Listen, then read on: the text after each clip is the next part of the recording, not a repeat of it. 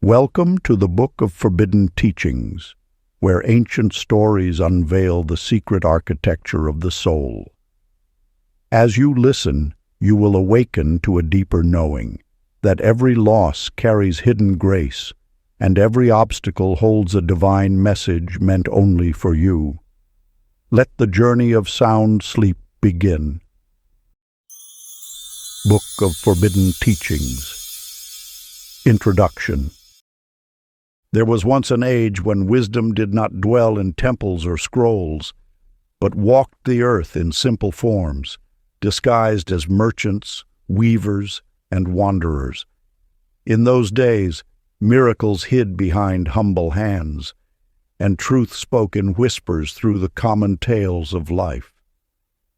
These were not stories to be read, but revelations to be remembered, each one a divine teaching, reflecting the secret geometry of the soul.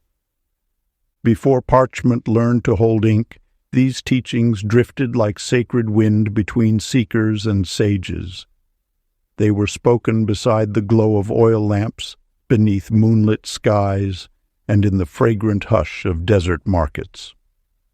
Their words were woven of both earth and eternity, simple to the ear, but infinite to the heart, carrying that holy power which turns ordinary living into a map of awakening. Within these chapters live such stories once more. The merchant who must lighten his cart to cross the mountain, the weaver who learns to loosen her knots through love, the astronomer who reads the stars within his own silence, and the baker whose bread remembers the hands that shaped it. Each tale reveals an ancient law, that life itself is the sacred teacher, transmuting shadow into wisdom and loss into light. So listen, not with the mind, but with the quiet places of your being, for the book of divine teachings was never meant to instruct, it was meant to awaken. Let it be your lantern in the mist, reminding you that within every burden sleeps a blessing, within every silence speaks the soul. And in hearing these tales, may you remember, the divine has been teaching you all along. Before we get into the book, comment, I am ready to affirm your intention to the universe. Part 1. The Path of Awakening and Inner Release. Chapter 1. The Merchant's Heavy Cart. In the misty mountains of an ancient kingdom, there lived a merchant named Brandon Phillips, whose carts were known throughout the land for carrying the finest silks and rarest spices. Each season he would load his wagons until the wooden axles groaned beneath their burden, for Brandon believed that more goods meant more profit. One autumn day, as he approached the treacherous Dragon's Pass with his heaviest cargo yet, his wheels became hopelessly mired in mud at the mountain's base.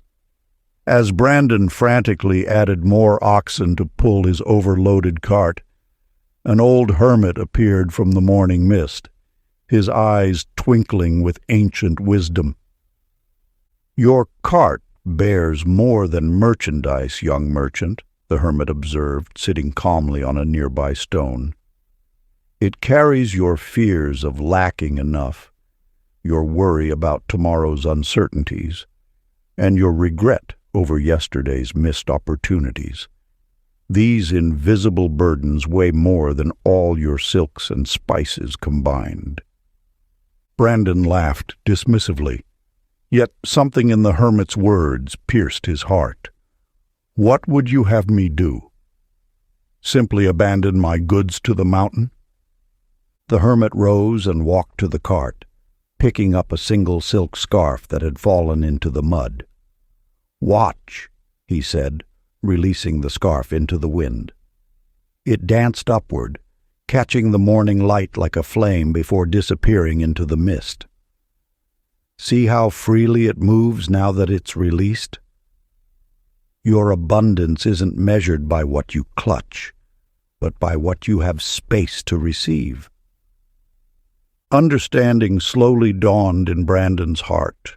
One by one, he began removing items from his cart, giving spices to passing travelers, trading silks for stories, and leaving precious gems beside the mountain springs. With each release, his step grew lighter, and mysteriously, his cart seemed to glimmer with an inner light. When the cart was half emptied, it moved easily through the pass. At the markets beyond the mountain, Brandon discovered that the goods he'd kept fetched prices higher than his entire original cargo would have earned, as if blessed by the very act of letting go. You who read these words, what heavy cargo does your heart carry? What fears of scarcity? What burdens of past and future weigh down your spirit's wheels? Consider this practice of divine release. Sit quietly and imagine your own cart of burdens. See each fear, each worry, each regret as a physical object loading down your vehicle of life. Now, item by item, begin releasing them into the wind of divine grace. Notice how each release creates space for light to enter. Feel the lightness that comes with each surrender. Remember, true abundance isn't found in what we desperately grasp, but in what we have the courage to release. For only an empty cup can be filled with fresh wine, and only a lightened heart can rise to meet its highest destiny. Let Brandon's journey remind you that sometimes we must release the good to receive the magnificent. What will you dare to unload today? Chapter 2. The Weaver's Tangled Threads. In the lamplit corridors of an ancient desert city, there lived a master weaver named Jessica Martinez, whose tapestries were said to capture stories from the wind itself. Her fingers could coax the most stubborn threads into dancing, creating patterns that seemed to move like water in moonlight.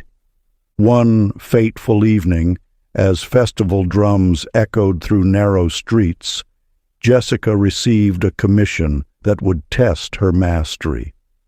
The Sultan's daughter was to be married in 7 days, and the palace required a wedding tapestry of unprecedented complexity. Working through incense-scented nights, Jessica encountered a knot in her precious silk threads that defied all attempts at untangling. The more forcefully she pulled, the tighter it became. Exhausted and desperate, she reached for her sharpest scissors. At that moment, a mysterious child appeared in her doorway, holding a cat that purred like distant thunder. "Why do you fight what wishes to teach you?" the child asked, while the cat played with a loose thread. Jessica watched as the cat's gentle paw movements caused complex knots to untangle effortlessly. "See?"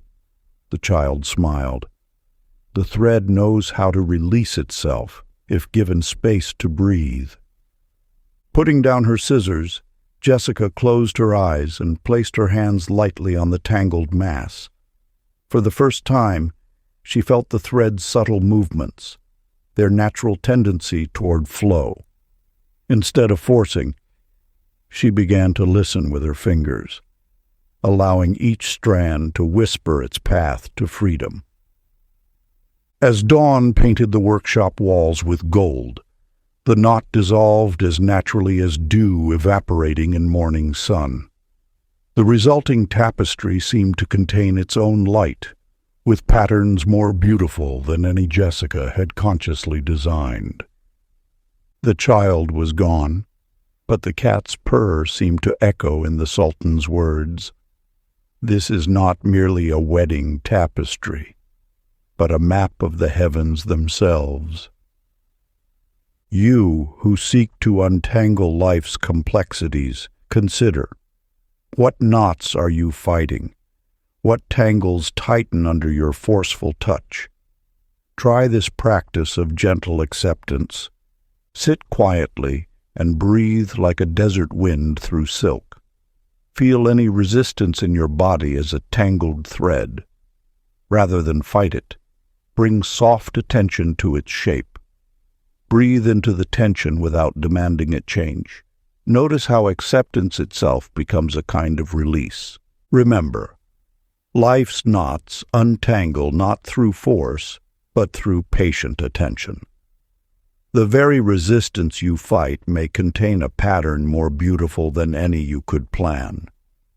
Let Jessica's journey remind you that our greatest obstacles often become our most profound teachers when we learn to listen rather than force. What tangles might transform under your gentle gaze today? Chapter 3. The Astronomer's Clouded Vision. High in the crystal mountains, where ancient stars whispered their secrets, lived an astronomer named Timothy Chen, whose celestial charts were prized throughout the empire. Each night he would ascend his obsidian tower to read the cosmic dance, until his eyes knew the heavens as intimately as a mother knows her child's face. One season, as autumn winds turned harsh, a great sorrow entered Timothy's heart when his beloved mentor passed into the next realm. Night after night, he climbed his tower, but found only storm clouds blocking his view of the consoling stars. The more he railed against the obscuring clouds, the thicker they seemed to gather. "Curse these clouds," he would shout into the wind. "How can I read the heavens when grief dims my sight?" His frustration grew until even clear nights appeared clouded through his tears. One evening, a wandering sage heard his cries and climbed the tower steps. Instead of offering comfort, she simply sat beside his great brass telescope and began humming an ancient melody. "What good is your song?" Timothy asked bitterly. "It cannot clear the skies." The sage smiled. "I do not sing to clear the clouds, but to join their dance. Watch."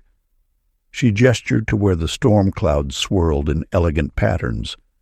"These too are celestial bodies, performing their own cosmic ballet. Why do you reject one heaven to seek another?" Timothy looked again at the clouds, really seeing them for the first time. Their movements held a mathematics as precise as any planetary orbit. Their shapes shifted like living constellations. Within his grief, he began to recognize a similar pattern, a natural flow of emotion that, when witnessed rather than fought, revealed its own profound wisdom. Over time, Timothy learned to study clouds with the same reverence he gave stars. He discovered that emotional storms, like weather patterns, moved according to their own divine timing. His charts began to include both clear skies and clouded heavens, teaching others that wisdom comes not from fighting life's cycles, but from embracing their ever-changing dance. You who seek clarity in troubled times, consider this practice. Sit quietly and imagine your emotions as weather patterns moving through the vast sky of awareness. Don't try to change or clear them. Simply witness their shapes, their movements, their natural rhythms. Remember, the clearest vision comes not from fighting what obscures our sight, but from learning to see beauty in both darkness and light.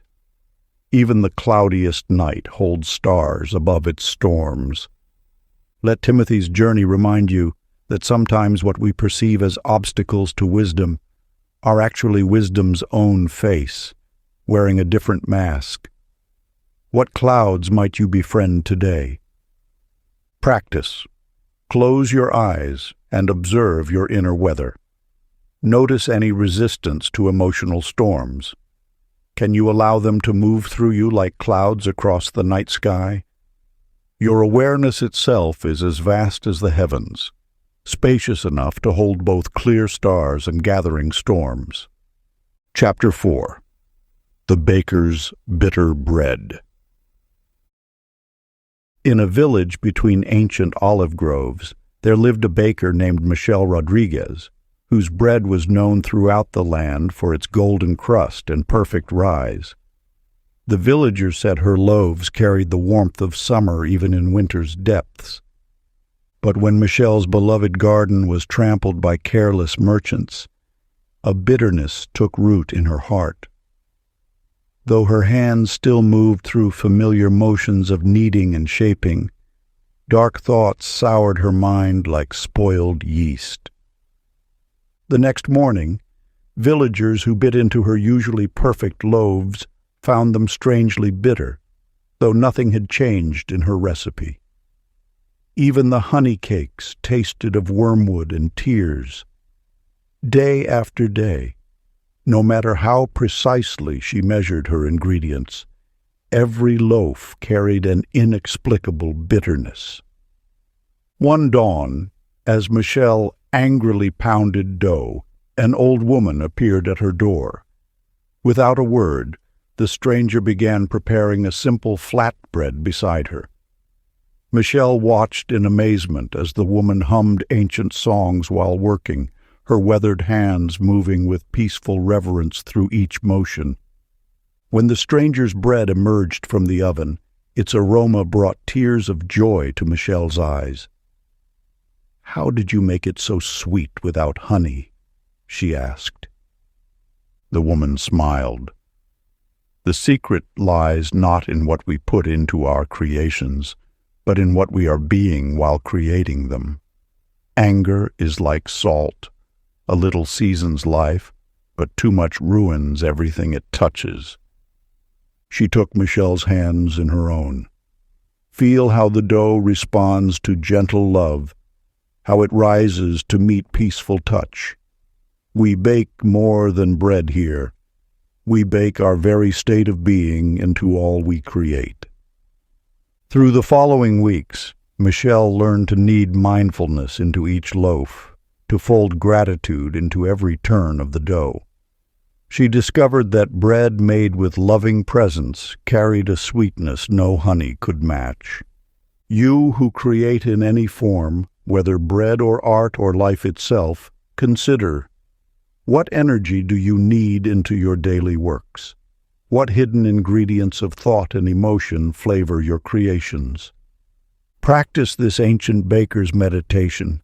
Before any act of creation, become still and sense the quality of your inner state. If you find bitterness, don't fight it.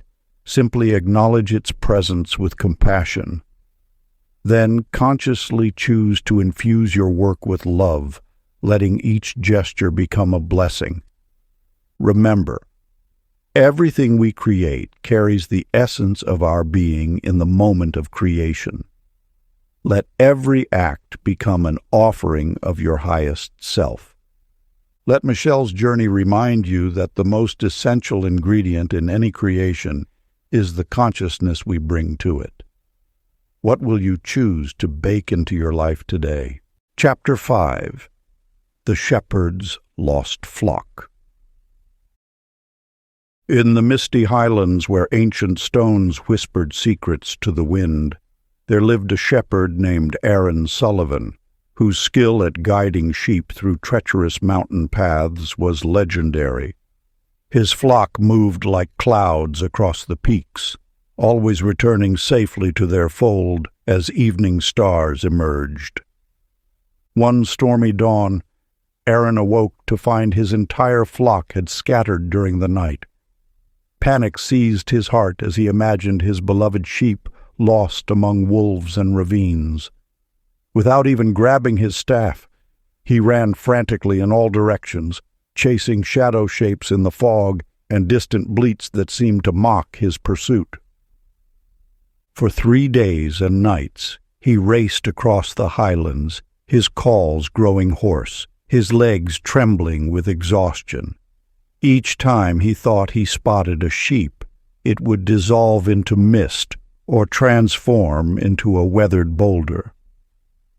The more desperately he searched, the more the mountains seemed to hide his flock behind veils of fog and shadow. On the fourth morning, too weary to run, Aaron collapsed beside an ancient well. As he gazed into its depths, a mysterious voice echoed from within. "Why do you chase what was never lost?" Looking up, Aaron saw an ageless woman drawing water, her eyes reflecting starlight, though it was day. "Your sheep know the way home better than you," she said, offering him a drink. "It is your frantic pursuit that keeps them scattered." As Aaron sipped the cool water, she continued, "When you chase shadows, you become a shadow yourself, something your sheep do not recognize or trust. Be still and let them find their way back to your peaceful presence." Though every instinct urged him to resume his search, Aaron remained by the well. As his breathing calmed and his mind cleared, he began to hear the highlands differently, not as a chaos of urgent bleats, but as a vast symphony of wind and stone and life in natural harmony. Just before sunset, he opened his eyes to find his entire flock had returned, gathering quietly around him as if they had never left. In their eyes, he saw an ancient wisdom that humbled his heart. You who seek what seems lost, consider. What are you chasing that might return on its own if you simply grew still? What shadows do you pursue that dissolve when faced with peaceful presence? Practice this shepherd's meditation. Sit quietly and imagine all you fear losing as sheep scattered in fog. Instead of rushing to gather them, become like the mountain itself, solid, patient, at peace. Notice how your stillness creates a natural gravity that draws life's wandering pieces back to center. Remember, what truly belongs to us cannot be lost. Our frantic pursuit often drives away the very things we seek to hold. Let Aaron's journey remind you that sometimes the path to finding lies in surrendering the search. What might return to you if you simply grew still today? Chapter 6. The Potter's Cracked Vessel. In a valley where clay beds held memories of ancient seas, lived a master potter named Stephanie Walsh, whose vessels were so perfect they seemed shaped by divine hands.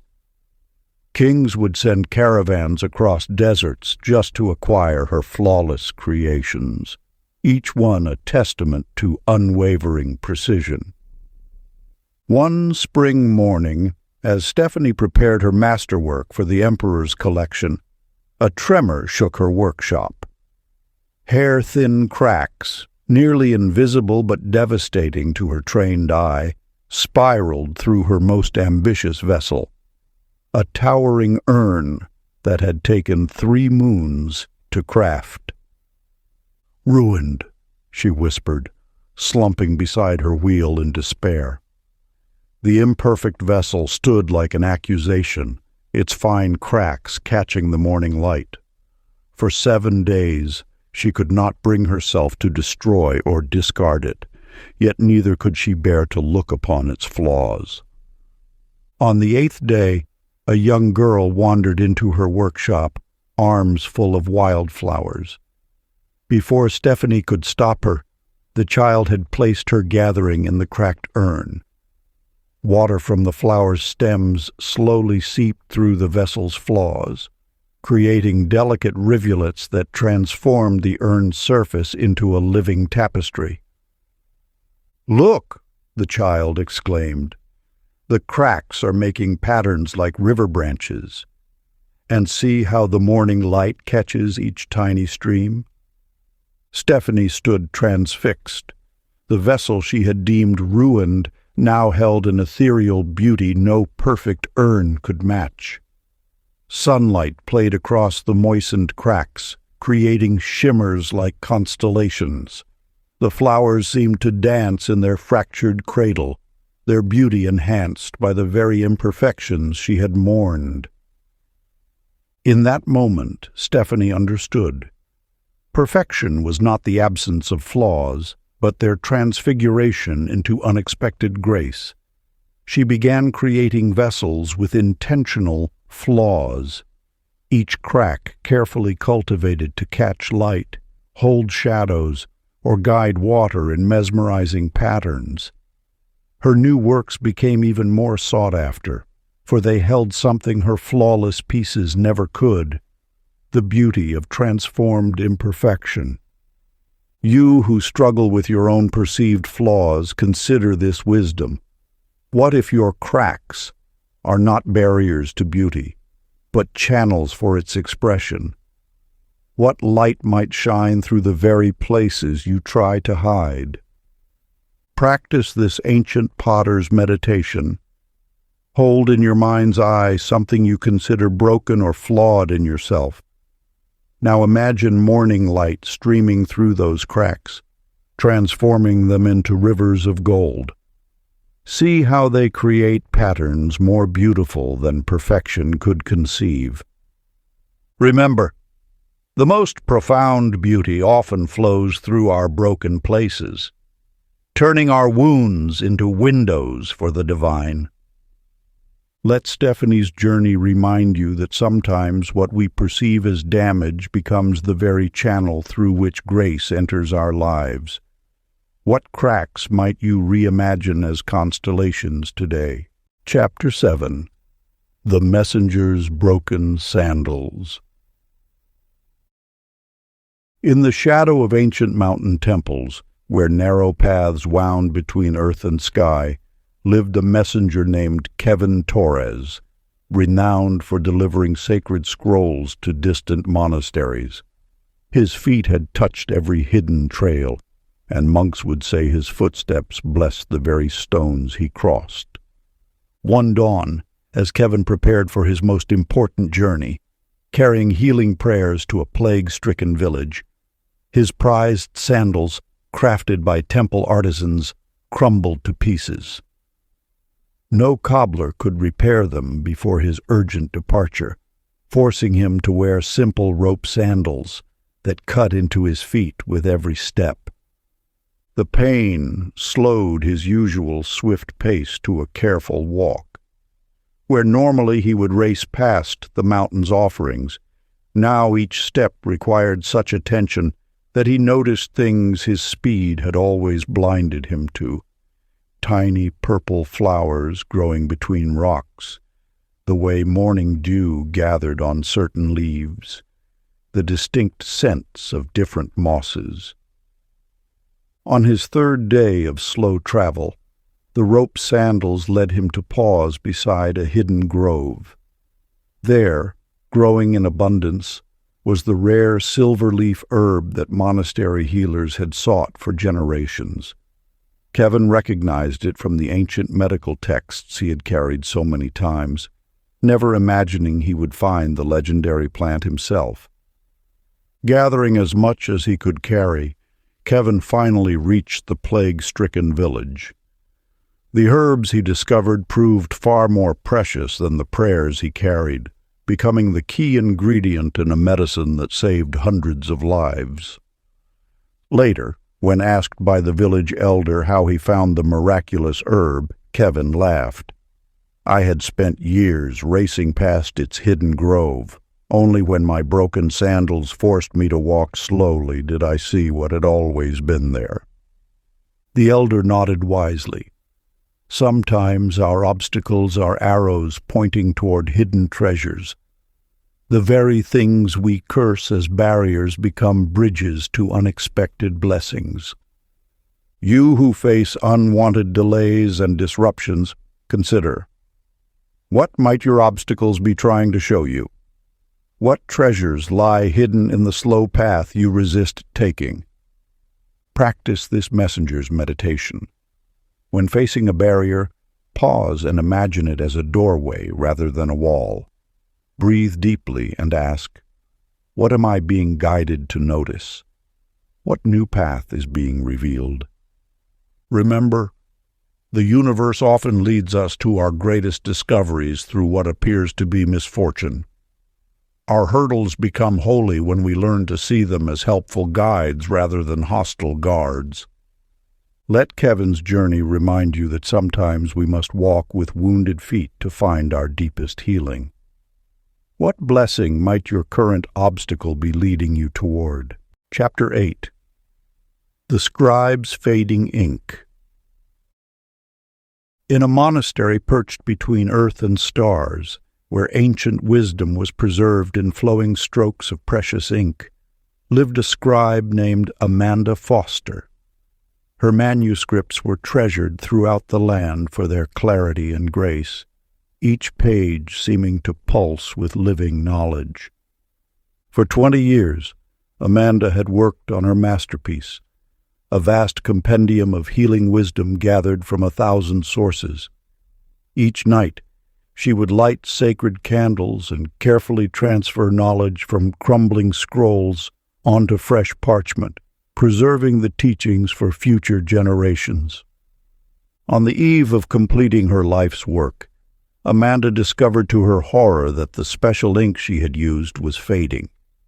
Page by page, the carefully crafted words were disappearing, leaving behind only blank parchment that seemed to mock her decades of devotion. Devastated, she locked herself in the manuscript room, desperately trying to recopy the vanishing words before they disappeared completely. But the faster she wrote, the more the original text faded, until she could no longer read what she was trying to preserve. As the last words faded into whiteness, Amanda wept upon the blank chapters. Her tears formed patterns on the parchment that seemed to dance in the candlelight.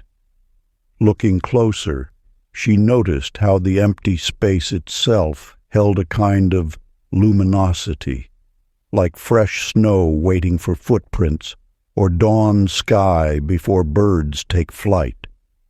A soft voice spoke from the shadows. "Why do you mourn the vessel when the wisdom has already entered your heart?" Amanda turned to find an ageless monk she had never seen before. He touched one of the blank chapters and continued. "These empty spaces are not an ending, but an invitation. The universe has created a perfect void for new wisdom to emerge." As understanding dawned, Amanda dipped her quill in fresh ink and began to write. Not copying this time, but allowing the wisdom that had permeated her being to flow forth in new forms. What emerged was far more powerful than mere transcription, for it was knowledge transformed by experience and alchemized by loss. You who face the emptying of what you thought precious, consider, what space is being cleared for new creation? What wisdom within you waits to fill the apparent void? Practice this scribe's contemplation. Sit before an empty page or clear space. Rather than seeing absence, feel the infinite potential it contains. Let your breath sink with its vastness until you sense the creative force stirring within that emptiness. Remember, sometimes the universe erases what we cling to, not to deprive us, but to create space for what wants to emerge through us.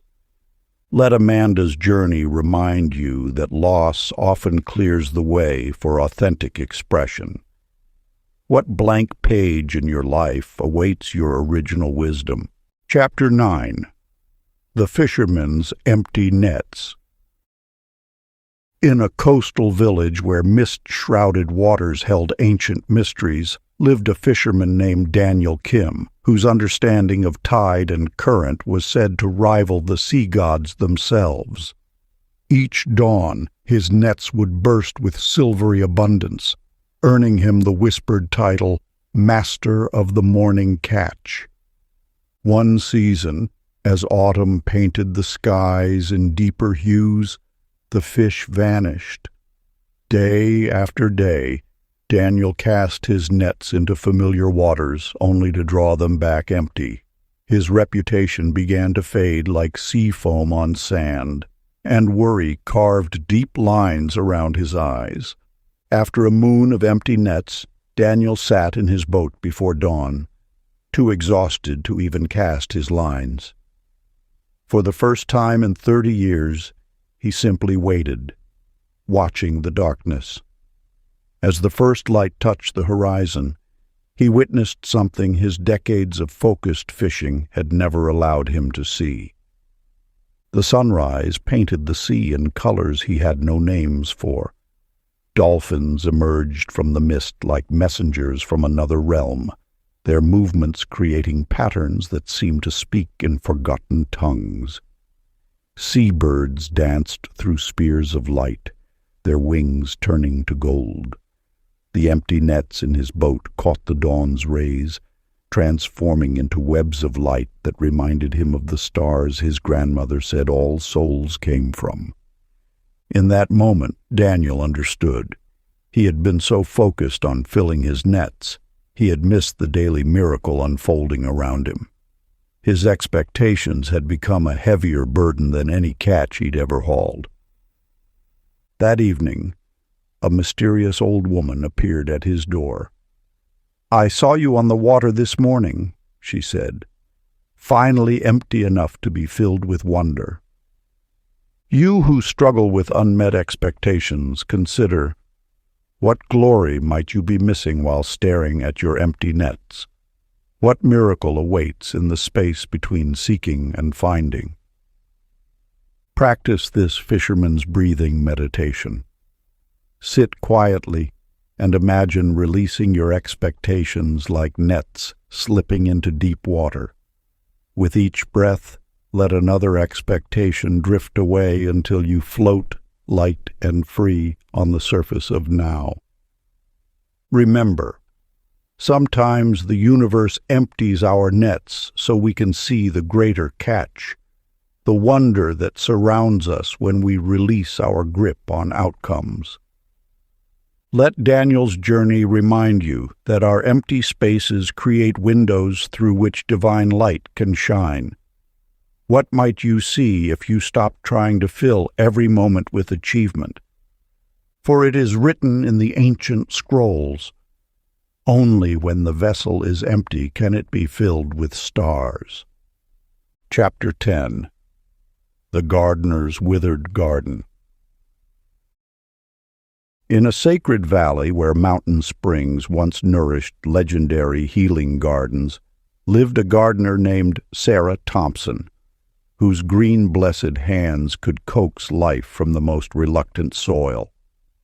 Her garden was a tapestry of medicinal herbs and flowers so vibrant that pilgrims traveled far just to breathe its healing air.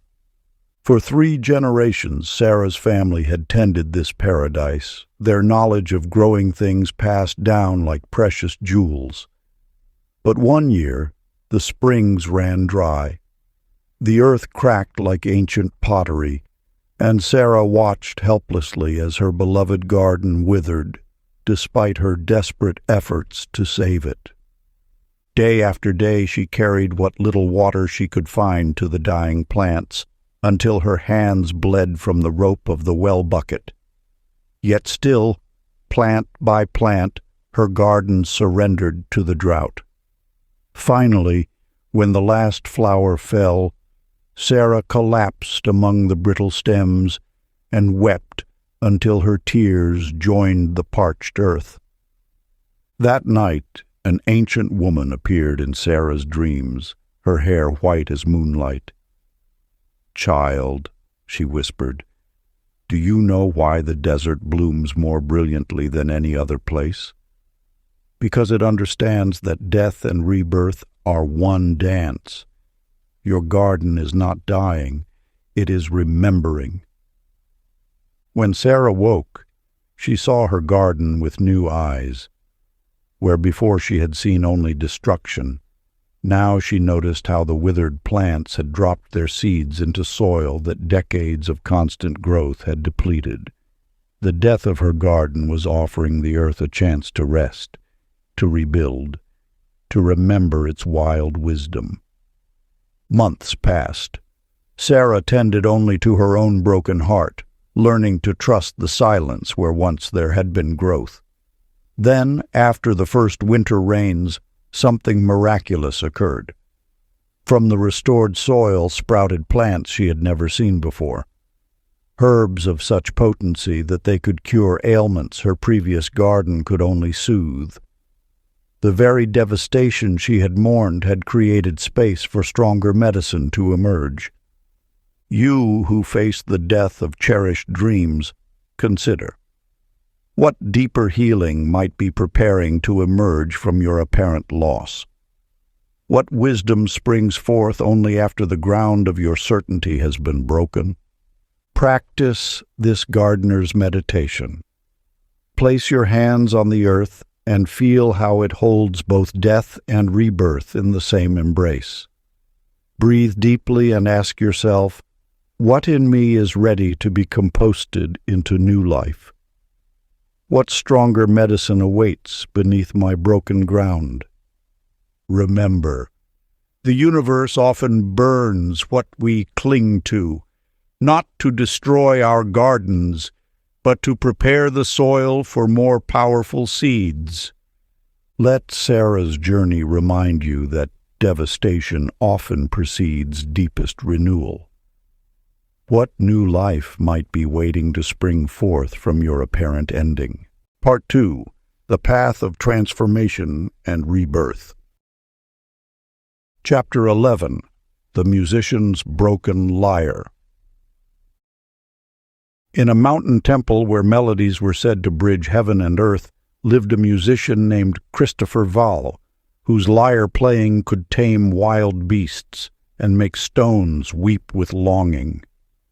His instrument, carved from sacred wood and strung with silver threads, had been passed down through 7 generations of temple musicians. Word of Christopher's gift reached the emperor, who commanded him to perform at the grand celestial festival, a once-in-a-lifetime honor that could secure his legacy among the immortal musicians of old. For months, Christopher practiced day and night, perfecting every note until his fingers bled. On the morning of the festival, as Christopher removed his precious lyre from its silk wrappings, the ancient wood cracked with a sound like breaking hearts. The sacred strings snapped one by one, each release echoing through the temple halls like departing spirits. Devastated but bound by imperial command, Christopher made his way to the palace. He knelt before the emperor and thousands of assembled nobles, his broken lyre cradled in his arms. "Great one," he said, his voice trembling, "my instrument has surrendered to time. But if you permit, I will share the song that lives in my heart." And Christopher began to sing. What emerged was not the carefully practiced melody he had prepared, but something ancient and wild, a song that seemed to rise from the earth itself through his body. His voice carried the whispers of wind through mountain pines, the yearning of rivers for the sea, the silent stories of stones that had witnessed the birth of stars. The emperor wept. The nobles fell silent. Even the palace birds paused their songs to listen. In that moment, Christopher realized that his broken lyre had not destroyed his music. It had stripped away everything that stood between his true voice and the sky. You who feel bereft of your familiar tools and talents, consider. What deeper gift waits to be expressed when your usual instruments fall away? What voice within you has been waiting for the courage of necessity to emerge? Practice this musician's revelation. Sit in silence and imagine all your carefully crafted skills and tools dissolving. Feel the essence that remains when all else falls away. Let your breath become a humming bridge between your heart's truth and the waiting world. Remember, sometimes the universe breaks what we depend on not to leave us helpless, but to help us discover we were never helpless at all. Let Christopher's journey remind you that your greatest gift may be waiting behind the shield of your carefully constructed expertise. What song might you sing if everything you relied on fell away? For as the ancient scrolls declare, when the instrument breaks, the true music can begin. Chapter 12. The Mapmaker's Wrong Path. In an age when maps were sacred texts written in starlight and mountain shadows, there lived a cartographer named Rachel Santos, whose maps were so precise that kings would wage wars over a single parchment from her hands. Her greatest pride lay in never having drawn a single incorrect line in 30 years of map-making. One autumn, while mapping treacherous desert territories, Rachel's calculations were disrupted by a sandstorm that lasted 7 days. When the winds finally ceased, she discovered with horror that she had marked a major trading route incorrectly on an important royal commission. Before she could correct her mistake, the map was sent to guide a massive merchant caravan. Rachel, knowing her error would lead hundreds astray, pursued the caravan into the desert. For days she tracked them, her heart heavy with visions of disaster. When she finally caught sight of the caravan's dust, she witnessed something extraordinary. Her incorrectly marked path had led them not to ruin, but to an ancient oasis hidden for centuries beneath towering dunes. There, crystalline springs bubbled up through rose-colored rocks, and date palms heavy with fruit swayed in winds that carried the whispers of forgotten ages. An elder among the merchants approached her, his eyes bright with wisdom. "For generations," he said, "our ancestors searched for this sacred place. Every precise map led to empty sand. It took a blessed error to guide us home." The oasis became known as Santos' Blessing, though few knew it was named for a mistake. Rachel learned that even her carefully crafted imperfection served a greater perfection she could not have planned. You who strive for flawlessness, consider, how many wonders have your perfect calculations prevented you from discovering? What mysteries await down your mistaken paths? Practice this mapmaker's visualization. Close your eyes and imagine standing at a crossroads. Before you lies the path you've carefully planned. Beside it winds an unexpected trail, rich with uncertainty. Breathe deeply and feel the adventure that lives in not knowing. Let your heart draw its own map. Remember, the universe's design includes your apparent errors. Every wrong turn is a right turn to somewhere you need to be. Let Rachel's journey remind you that precision can become a prison, while blessed imperfection might lead to paradise. What oasis awaits beyond your fear of making mistakes? For it is written in the ancient scrolls, "The map is not the territory, and sometimes the territory knows better than the map." Chapter 13. The Blacksmith's Cooling Fire.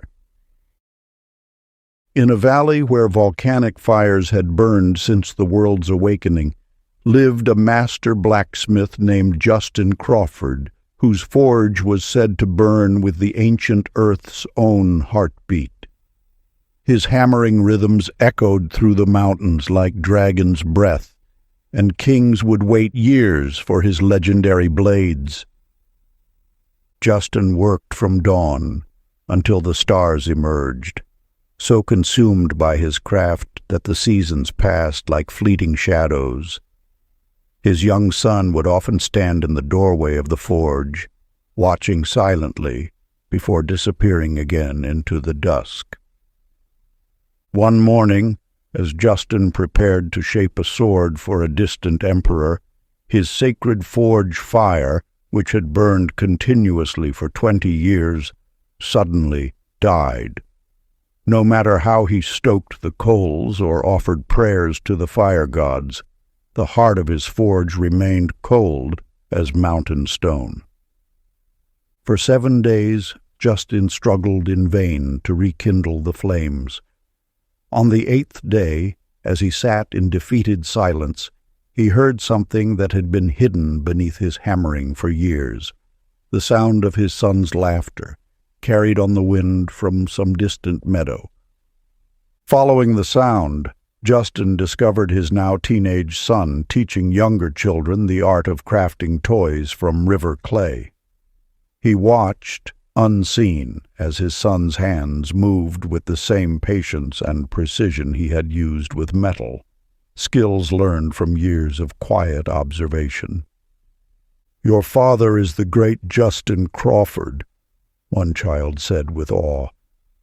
His son smiled softly. "My father is indeed great with metal," he replied, "but I wonder if he knows that gold can be found in simple moments as well as noble furnaces." The words struck Justin's heart like a hammer on hot steel. How many of his son's days had cooled and hardened while he focused on his precious forge? You who burn with ambition's fire, consider, what gentle voices have been drowned by your work's loud rhythms? What precious moments are cooling beyond your craft's bright glow? Practice this blacksmith's reflection. Cup your hands as if holding metal fresh from the forge. Feel its heat. Now, slowly open your fingers and let imaginary warmth fade. In that cooling space, what tender things can finally be touched? What relationships have waited for your gentle handling? Remember, sometimes the universe cools our fires not to end our work, but to help us forge something far more precious, the bonds that make life worth living. Let Justin's awakening remind you that our greatest works are not always shaped in fire.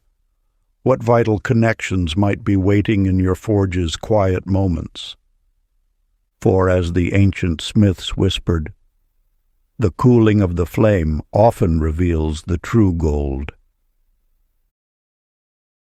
Before we get into the next chapter, you can download a free ebook version of this audiobook using the link in the pinned comment below this video. Chapter 14. The Dancer's Injured Foot. In the sacred city of 1,000 temples, where prayer was offered through movement and devotion expressed through dance, lived a temple dancer named Nicole Harper, whose feet were said to weave stories that even the gods paused to witness. Her performances of the ancient sacred dances drew pilgrims from distant lands who sought to glimpse divine grace made flesh. During the preparation for the most holy festival of the year, Nicole's foot struck a hidden stone during practice. The sound of breaking bone echoed through the temple like shattering crystal. The healers whispered that she would never again perform the sacred leaps and turns that had made her legendary.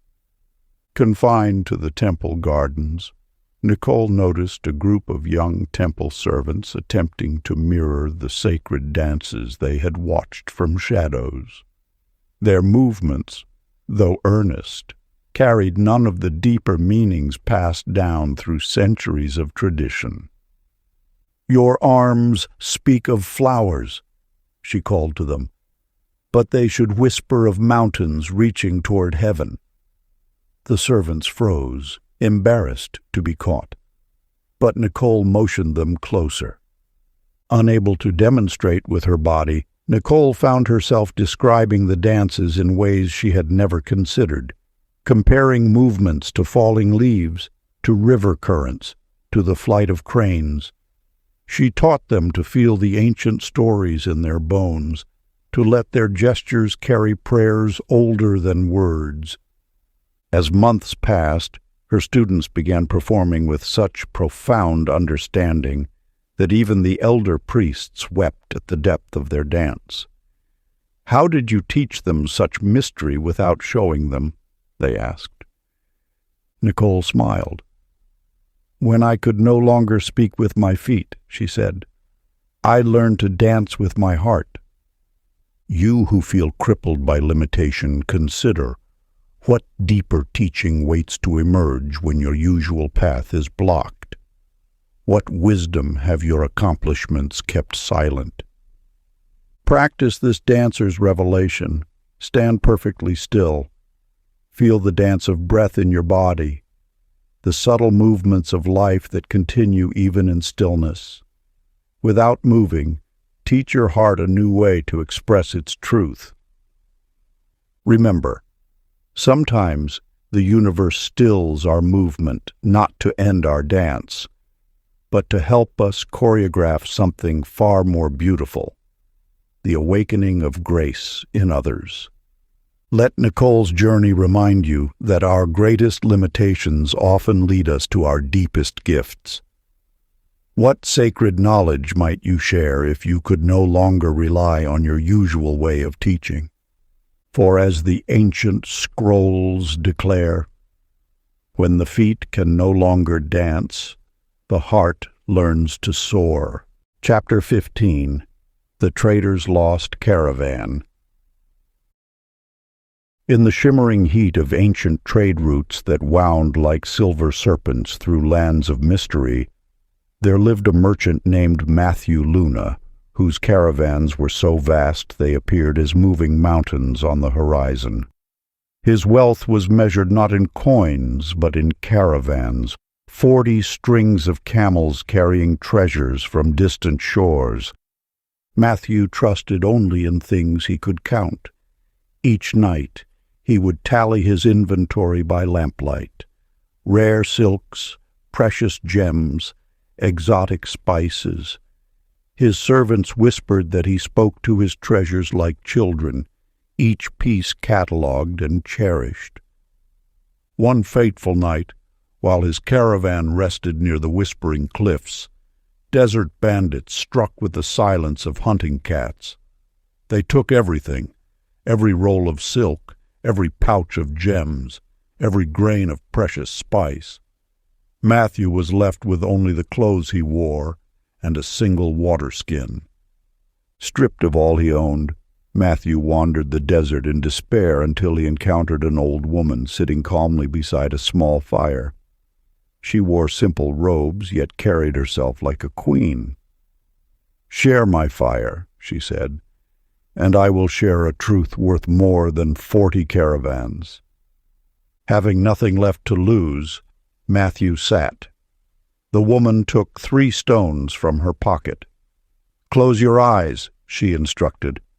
"Tell me which stone feels warmest in your hand." Matthew did as asked, surprised to find that one stone radiated gentle heat, while the others remained cool. When he opened his eyes, he gasped. The warm stone was plain sandstone, while the cool ones were precious gems. "The warm stone holds the day's sunlight," the woman explained. "It carries only what it needs, while these gems, though valuable, remain forever cold. You have spent your life counting cold treasures, never noticing the warmth already in your hands." For the first time, Matthew felt the desert wind on his face, not as a threat to his goods, but as a caress. He noticed how his body had carried him across leagues of sand, how his mind had navigated star paths, how his heart still beat with life's precious rhythm. You who cling to countable treasures, consider. What invaluable gifts have you overlooked while cataloging your possessions? What essential wealth lives within you that cannot be stolen? Practice this merchant's meditation. Hold something precious in your right hand, something simple in your left. Close your eyes. Feel which hand carries true warmth. Let your breath teach you the difference between what you want and what sustains you. Remember, the universe's greatest treasures cannot be counted or carried in caravans. They live in the warmth of your own being. Let Matthew's awakening remind you that true wealth isn't measured in what you own, but in what owns nothing, yet remains precious. For as the ancient traders knew, the richest caravan is the one that carries nothing but travels far. Chapter 16. The Healer's Empty Medicine Bag. In a hidden valley where morning mists carried the whispers of ancient healing arts, lived a renowned medicine woman named Ashley Morales. Her medicine bag was a thing of legend, containing herbs gathered by moonlight, crystals from sacred caves, and remedies passed down through 1,000 generations of healers. The villages scattered through the misty mountains depended on Ashley's regular visits, watching for her silhouette on the ridge paths. She would arrive with her precious bag full of cures, dispensing healing and hope with practiced hands. When the great fever swept through the valleys like wildfire, Ashley worked tirelessly, traveling from village to village. But as weeks passed, her medicine bag grew lighter. One by one, her precious remedies were depleted until nothing remained but empty pouches and hollow gourds. With a heavy heart, she arrived at the final village, where dozens lay suffering. "I have nothing left to give," she confessed to the village elder. But he insisted she visit each sick bed anyway, saying, "Your presence has always been part of the medicine." Having no alternative, Ashley sat with each patient. Without herbs to dispense or tinctures to mix, she found herself fully present in a way she never had been before. She heard their stories, held their hands, and shared their tears. She hummed ancient healing songs and spoke words of comfort passed down from her ancestors. To her amazement, the sick began to recover. The village elder nodded wisely. "Sometimes," he said, "the most powerful medicine is the healing presence of a compassionate heart." You who feel empty of resources, consider, what essential medicine lives within you that cannot be depleted? What healing flows naturally from your presence when you stop relying on external remedies? Practice this healer's presence.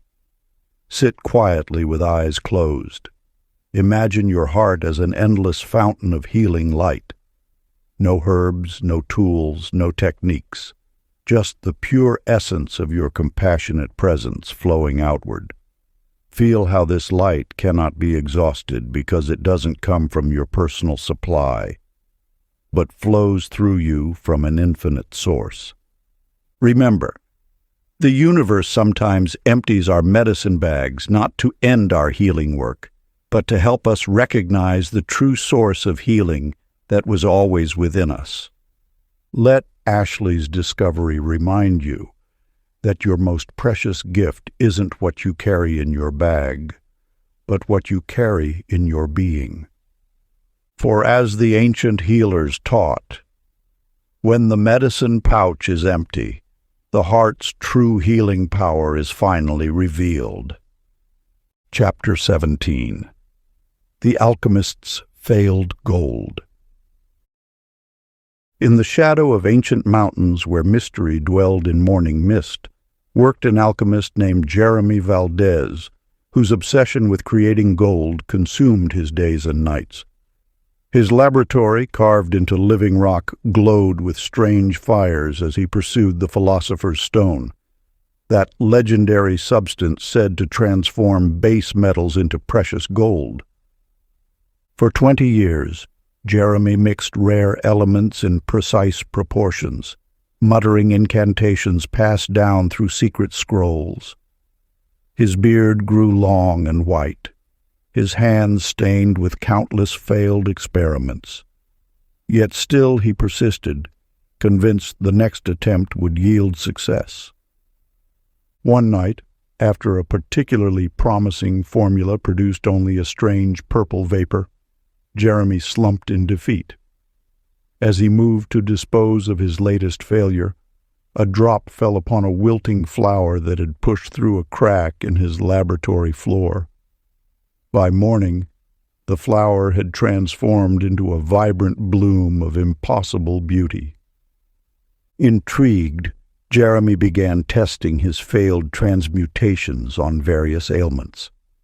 A green powder that had stubbornly refused to become gold healed a blind child's eyes. A shimmering liquid that would not solidify into precious metal cured a village's fever. A crystalline substance that remained stubbornly common restored movement to paralyzed limbs. When the High Emperor himself fell ill, none could help until Jeremy arrived with his collection of failed experiments. After the Emperor's miraculous recovery, he declared, "You sought to create gold, but instead you have created something far more precious: hope." Jeremy looked at his hands, still stained with decades of apparent failure, and laughed at the divine wisdom that had guided him true while he pursued an illusion. You who chase elusive dreams, consider. What miraculous medicine might your perceived failures contain? What greater gold has the universe been crafting through your frustrated efforts? Practice this alchemist's revelation. Hold in your mind a goal that has long eluded you. Now imagine that each failed attempt has been secretly transformed into healing medicine for the world. Feel how your very striving, regardless of outcome, serves a purpose greater than you knew. Remember, the universe often plants our deepest dreams as seeds that lead us on a necessary journey, only to bloom into something far more precious than we originally sought. Let Jeremy's discovery remind you that divine alchemy works through every sincere effort, transmuting our apparent failures into gifts we could never have intentionally created. For as the ancient alchemists whispered, the greatest transmutation is not of metal into gold, but of disappointment into wonder. Chapter 18. The Oracle's Silent Vision. In a temple perched between earth and sky, where ancient stars whispered their secrets, lived an oracle named Brittany Chen. Her prophetic visions were so precise that pilgrims would journey for months just to hear her speak of tomorrow's dawn. Brittany's gift manifested as shimmering images that danced before her eyes, revealing fragments of futures yet to unfold. Kings would tremble at her warnings, merchants would alter their routes based on her counsel, and lovers would find their destined partners through her sight. Then came the night of the jade meteor shower, when streaks of green fire painted the heavens. When Brittany awoke the next morning, her prophetic sight had vanished. Where once she saw tomorrow's tapestry, now there was only the simple present moment. Devastated, she locked herself away in the temple's meditation chamber. But in the silence of her darkness, something extraordinary began to happen. Without the constant flow of visions, she started to hear what had always been there but gone unnoticed: the subtle music of human hearts. When a merchant sought guidance, though she could no longer see his future, She heard the hidden fear beneath his questions. When a princess requested prophecy, Brittany heard the longing for freedom behind her words. Her responses, though no longer predictions, touched something deeper than fate. They touched truth. Word spread of a different kind of oracle, one who could hear the song your heart sang even when you couldn't. People came not to learn their future, but to understand their present. A blind beggar left understanding his own worth. A warrior departed with peace instead of victory. A grieving mother found healing rather than answers. You who seek to know what lies ahead, consider. What wisdom waits in the silence between your thoughts? What truth sings beneath your need to know tomorrow? Practice this oracle's listening. Close your eyes and let your desire to see the future fade. Instead, turn your attention to the subtle music of your own heart. What do you hear in that sacred silence? What knowing emerges when you stop straining to see? Remember, sometimes the universe clouds our familiar sight so we may develop deeper vision.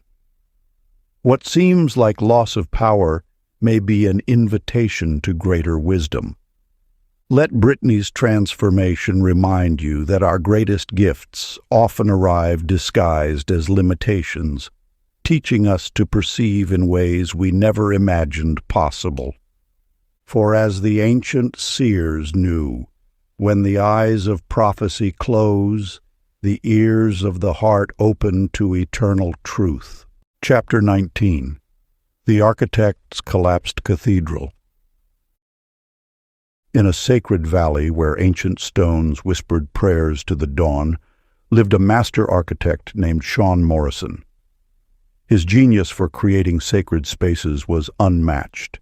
Each arch and spire he designed seemed to capture light from other worlds. Sean's crowning achievement was to be the great cathedral of living light, with crystalline towers that would pierce the clouds and foundations that reached into the heart of the earth. For 20 years, he poured his soul into every detail, directing thousands of craftsmen to manifest his divine vision.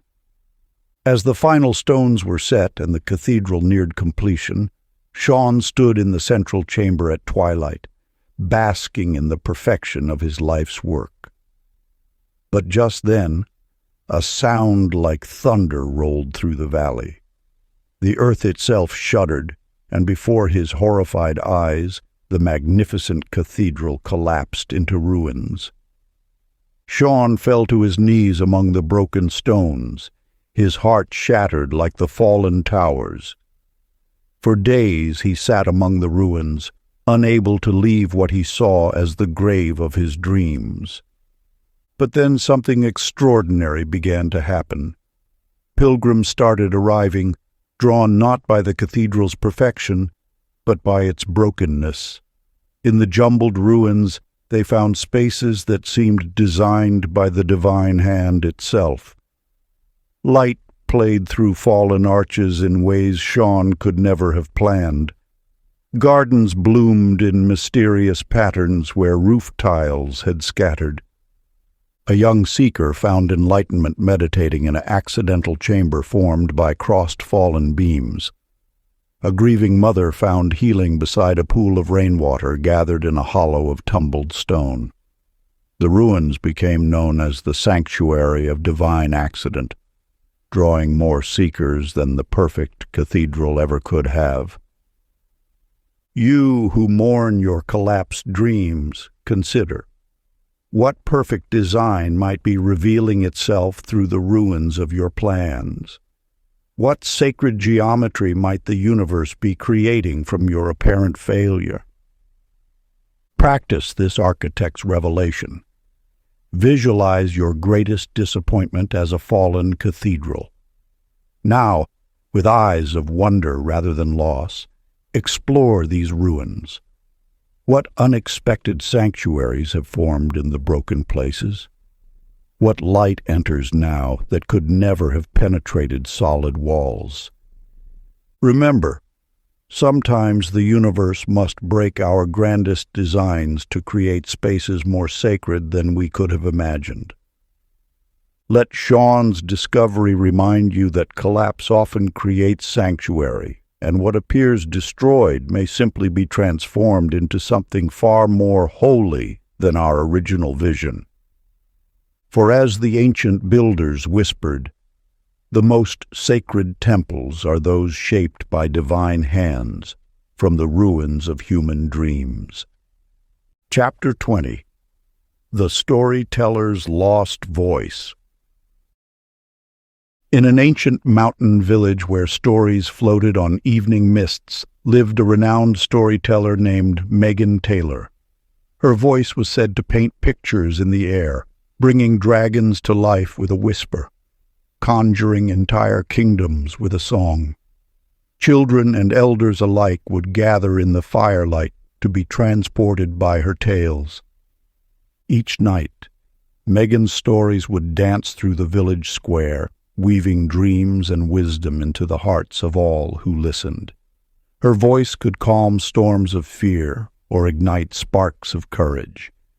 Some said the very stars would pause in their journey across the sky to hear her tales. Then came the season of the silver fog, when mysterious mists rolled down from the peaks.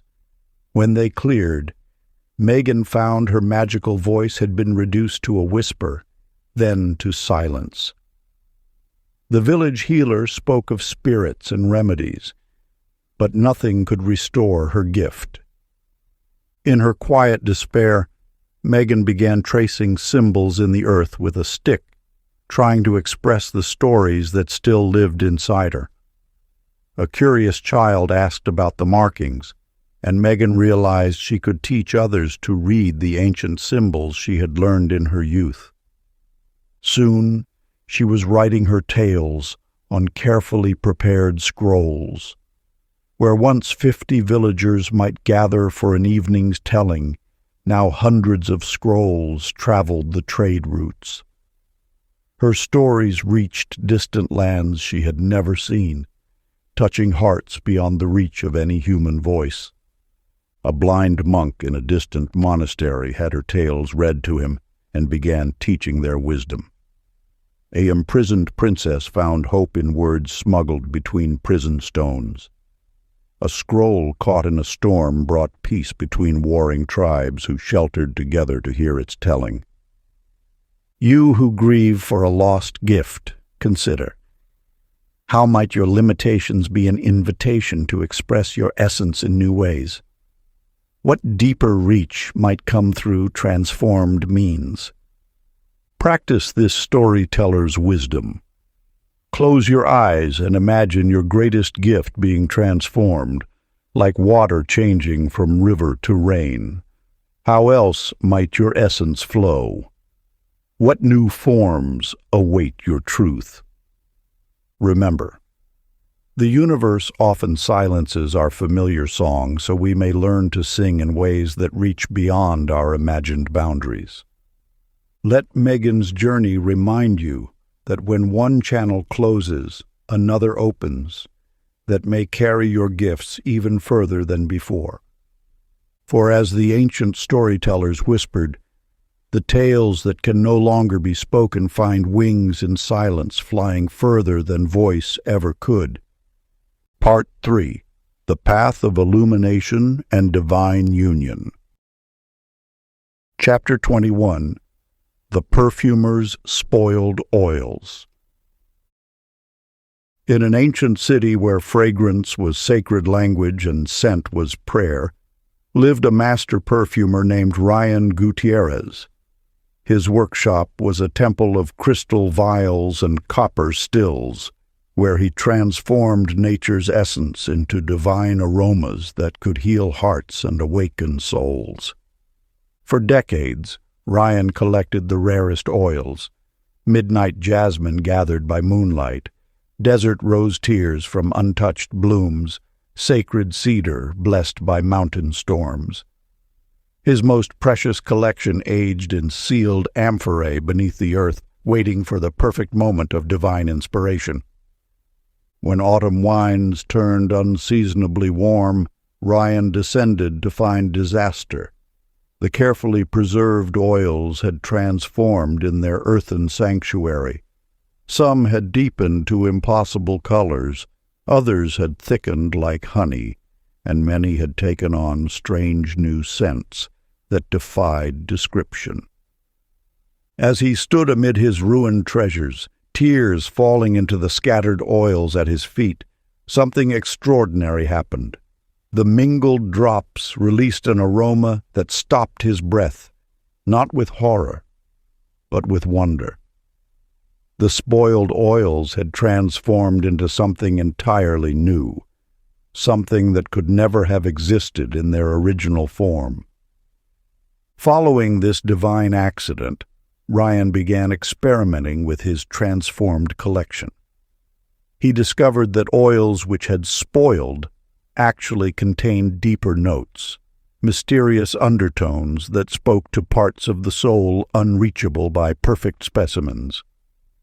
By combining these transformed essences, he created fragrances that made people weep with recognition of forgotten truths. His masterpiece became known as the perfume of remembered light, a scent that somehow captured the moment between dreaming and waking, the space between loss and discovery, the sacred alchemy of transformation itself. Those who experienced it said it smelled like the moment you realize your heart has healed. You who mourn your spoiled plans, consider, what mysterious alchemy might be occurring in the vials of your disappointment? What divine fragrance might be distilling from your apparent losses? Practice this perfumer's alchemy. Gather your perceived failures and disappointments. Rather than trying to restore them to their original state, explore how they've transformed. What deeper essences have developed through their change? What new combinations become possible only through their transformation? Remember, the universe often allows our precious oils to spoil so they may transform into something far more miraculous than their original form. Let Ryan's discovery remind you that what appears ruined may actually be ripening into its most powerful expression. For as the ancient perfumers whispered, the sweetest fragrance rises from the marriage of loss and time, when divine alchemy transforms the oils of sorrow into the essence of wisdom. Chapter 22. The Judge's Reversed Verdict. In a sacred city where justice flowed like spring water through marble halls, lived a renowned judge named Tiffany Anderson.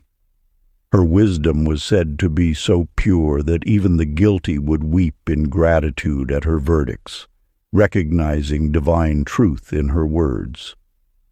One autumn day, a case came before her that would shake the foundations of the temple of justice. A poor farmer stood accused of stealing grain from the royal granaries during drought. As Tiffany listened with her heart, she heard truth in his tale of feeding starving children, and rendered a verdict of mercy, ordering the granaries open to all in need. But powerful merchants, who had been hoarding grain to inflate prices, conspired with corrupt officials. They reversed her judgment, condemned the farmer, and stripped Tiffany of her position on the high court. As she descended the marble steps for the final time, a small girl tugged at her robes. "Why did truth lose today?" the child asked.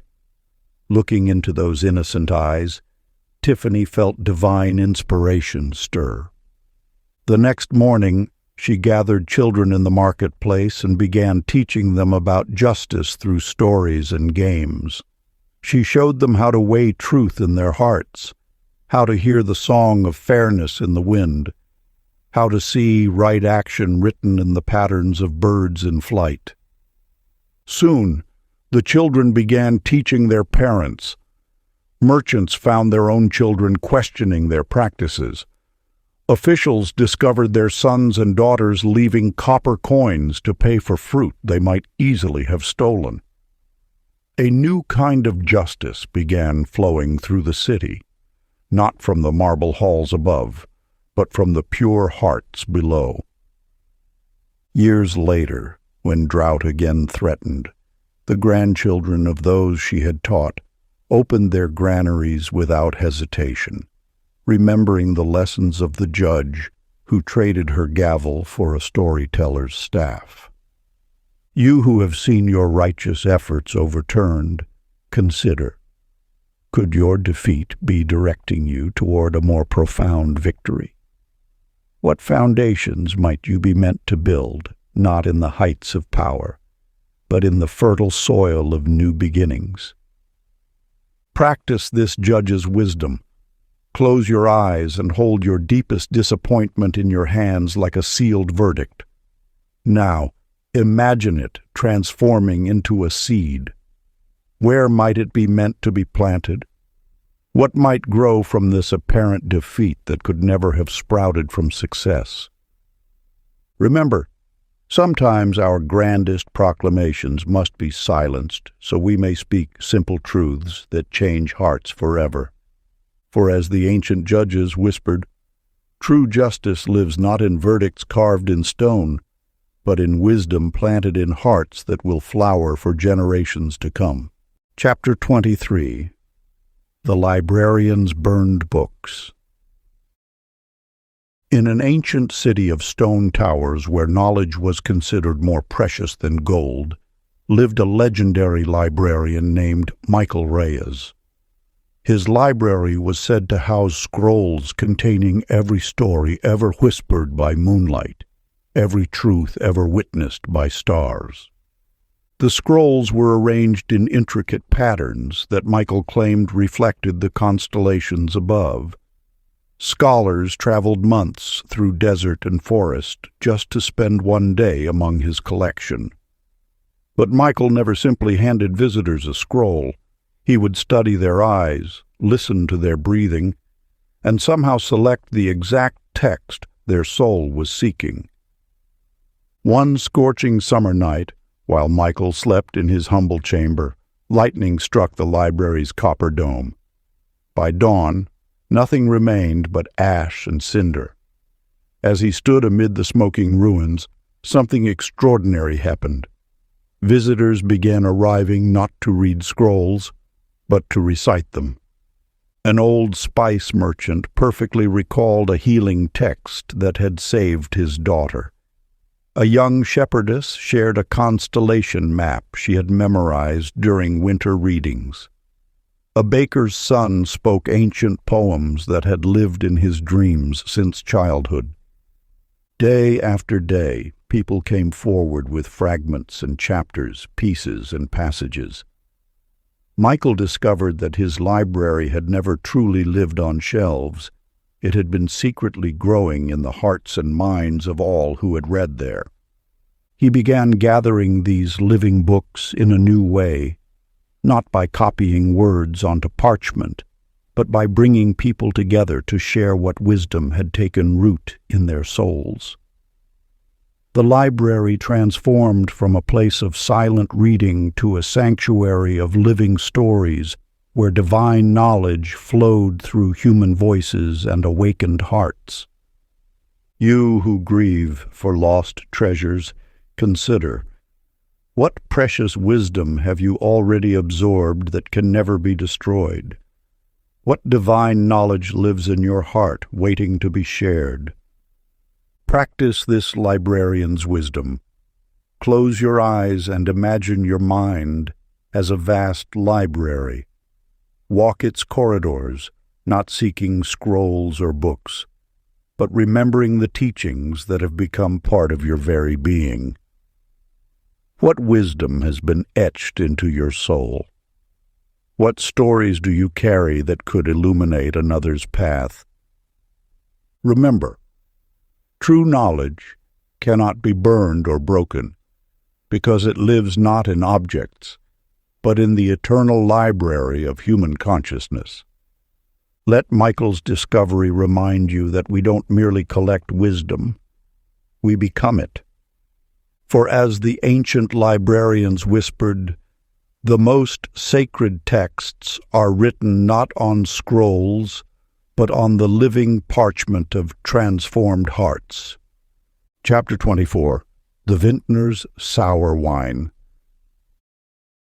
In an ancient valley where grapevines whispered secrets of transformation to those who knew how to listen, lived a master vintner named Amber Reed. Her wines were said to capture the very essence of sunlight and soil, each vintage telling the story of the season that birthed it. For 20 years, Amber crafted the kingdom's most celebrated wines in her stone cellars. Kings would send golden chests in exchange for a single amphora of her precious vintages.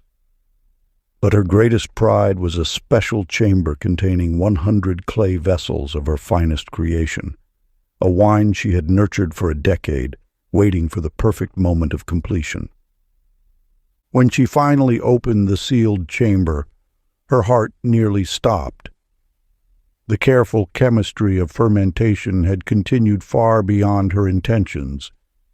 Every vessel of precious wine had transformed into something sharp, sour, and seemingly ruined.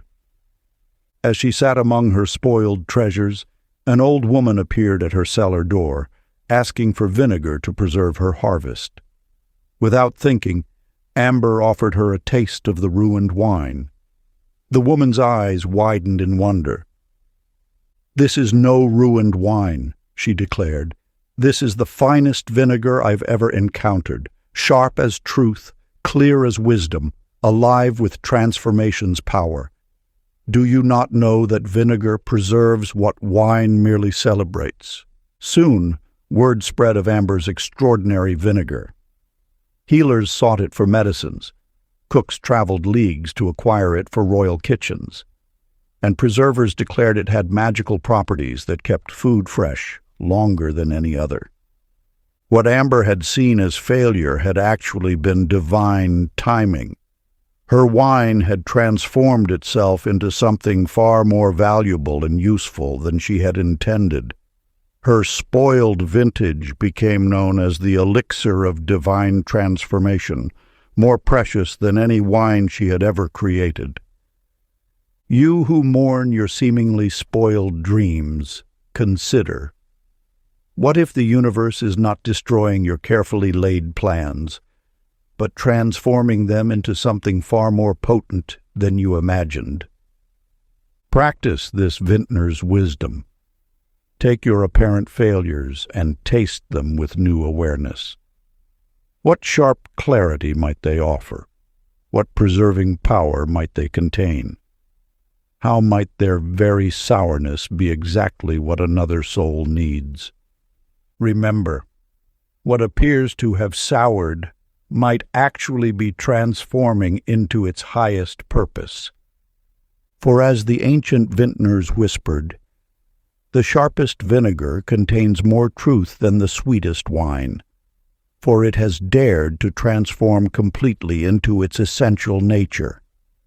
Chapter 25. The Courier's Stolen Messages. In the twilight age, when messages traveled by foot across mountain passes whispered with ancient spirits, there lived a trusted courier named David Park. His reputation for swift, sure delivery made him the choice of kings and merchants who needed their most delicate communications carried between distant lands.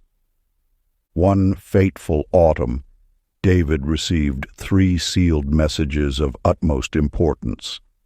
The first was from the emperor of the eastern realm to the mountain king, the second from the desert queen to the river lords, and the third from the forest tribes to the coastal kingdoms. Each sender impressed upon him the grave urgency of their delivery. As David crossed the Night Owl Pass, known for its treacherous winds and deeper mysteries, A band of shadow-clad figures emerged from the mists.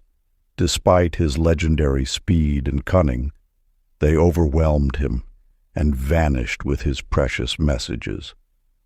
Devastated by his failure, David spent 3 days searching the pass before continuing his journey to face the consequences. But when he reached each destination, he discovered something extraordinary. The delayed message to the Mountain King arrived after his generals had already launched their secret invasion of the Eastern Realm, now impossible because autumn storms had forced their troops to withdraw. The Desert Queen's missive, ordering an alliance against the River Lords, arrived after they had already made peace through an unexpected marriage. And the Forest Tribe's declaration of war reached the coastal kingdoms only after their ships had discovered rich new trading routes that made conflict pointless. David's failure had prevented 3 wars that would have torn the known world apart. The shadow figures were never seen again, though elderly mystics in the pass claimed to have heard ancient spirits laughing in the wind that night. You who anguish over plans gone awry, consider, could the very timing of your seeming failures be serving a deeper purpose? What if divine wisdom operates through apparent mishap? Practice this courier's wisdom. Sit quietly and recall 3 failures that later proved fortunate. Now hold your current challenges in this light. Without seeking to understand how, simply trust that these too serve purposes beyond your present sight. For as the ancient messengers whispered, time itself carries messages we cannot read, and what seems stolen by shadows may be claimed by light for its own perfect purpose. Remember, divine timing needs no explanation to be perfect in its operation. Your task is not to understand the mystery, but to trust its unfolding. Chapter 26. The Candlemaker's Darkened Workshop. In an ancient mountain village where winter nights stretched long and dark, lived a renowned candlemaker named Heather Vega. Her workshop glowed with countless flames, and her candles were sought across 7 kingdoms for their perfect burning, steady light and subtle aromatics that seemed to calm troubled souls. Heather's art lay in her ability to see the exact moment when wax reached perfect fluidity, to detect the slightest variation in color that might affect burning time. But one winter morning, she woke to find her sight had been claimed by a mysterious fever. As she sat weeping in her darkened workshop, an ancient woman appeared at her door seeking shelter from a storm. Hearing Heather's tale, the stranger spoke. "Child, light exists not only for eyes. Your hands remember more than your sight ever knew." Though doubtful, Heather began to work again, guided only by touch.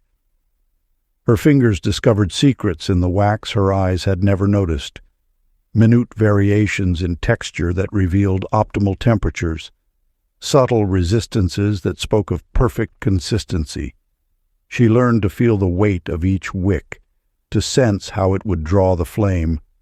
To everyone's astonishment, the candles she crafted by touch burned longer, brighter, and more evenly than any she had made with sight. Nobles who had prized her earlier works now fought over these new creations, claiming they carried an inner radiance no other flames possessed. When visitors asked how she achieved such mastery in darkness, Heather would smile and say, "I thought blindness was an ending, but it was a beginning. In losing outer sight, I found inner vision.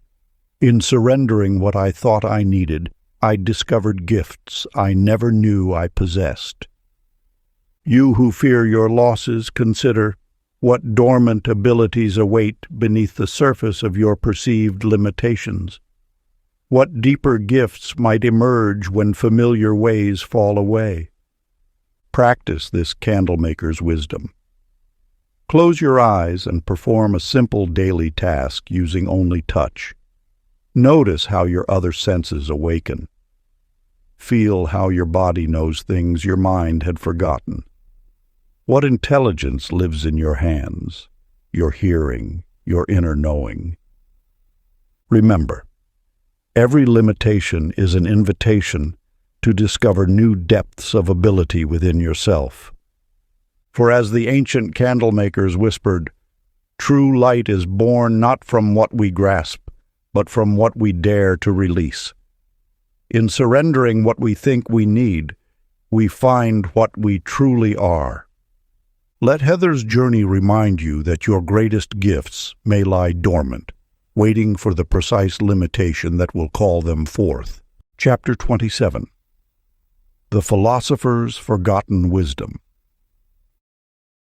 In a mountain monastery where ancient scrolls held the deepest mysteries of existence, lived a philosopher named Stephen Chang, whose brilliance drew seekers from distant lands. His treatises on metaphysics were so complex that only the most learned scholars could comprehend their labyrinthine reasoning. Stephen spent decades crafting intricate philosophical systems, each more elaborate than the last. His chambers overflowed with thousands of bamboo scrolls containing his theories about the nature of reality. Students would spend years just trying to understand a single volume of his work. One autumn morning, Stephen drank from a spring near a sacred cave and fell into a deep sleep. When he awoke, his vast repository of philosophical knowledge had vanished from his mind.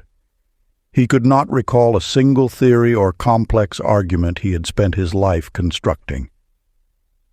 Devastated, Stephen wandered the monastery gardens in confusion.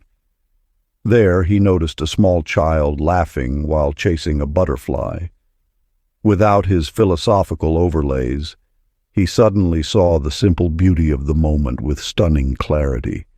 The child's laughter, the butterfly's dance, the swaying bamboo. Everything was perfect and complete, exactly as it was. In that instant, Stephen understood more than all his treatises had ever contained. Where he had once written complex arguments about the nature of joy, he now simply smiled. Where he had penned elaborate theories about reality's essence, he now simply witnessed life's unfolding with wonder. People still came to learn from Stephen, but instead of giving lectures, he would invite them to watch clouds drift across the mountain peaks or listen to rain falling on temple bells. His teachings became so simple that even children could understand them, yet so profound that the wisest sages fell silent in their presence. When asked what happened to his great philosophical works, Stephen would laugh and say, "I had to forget everything I thought I knew to remember what I had always been."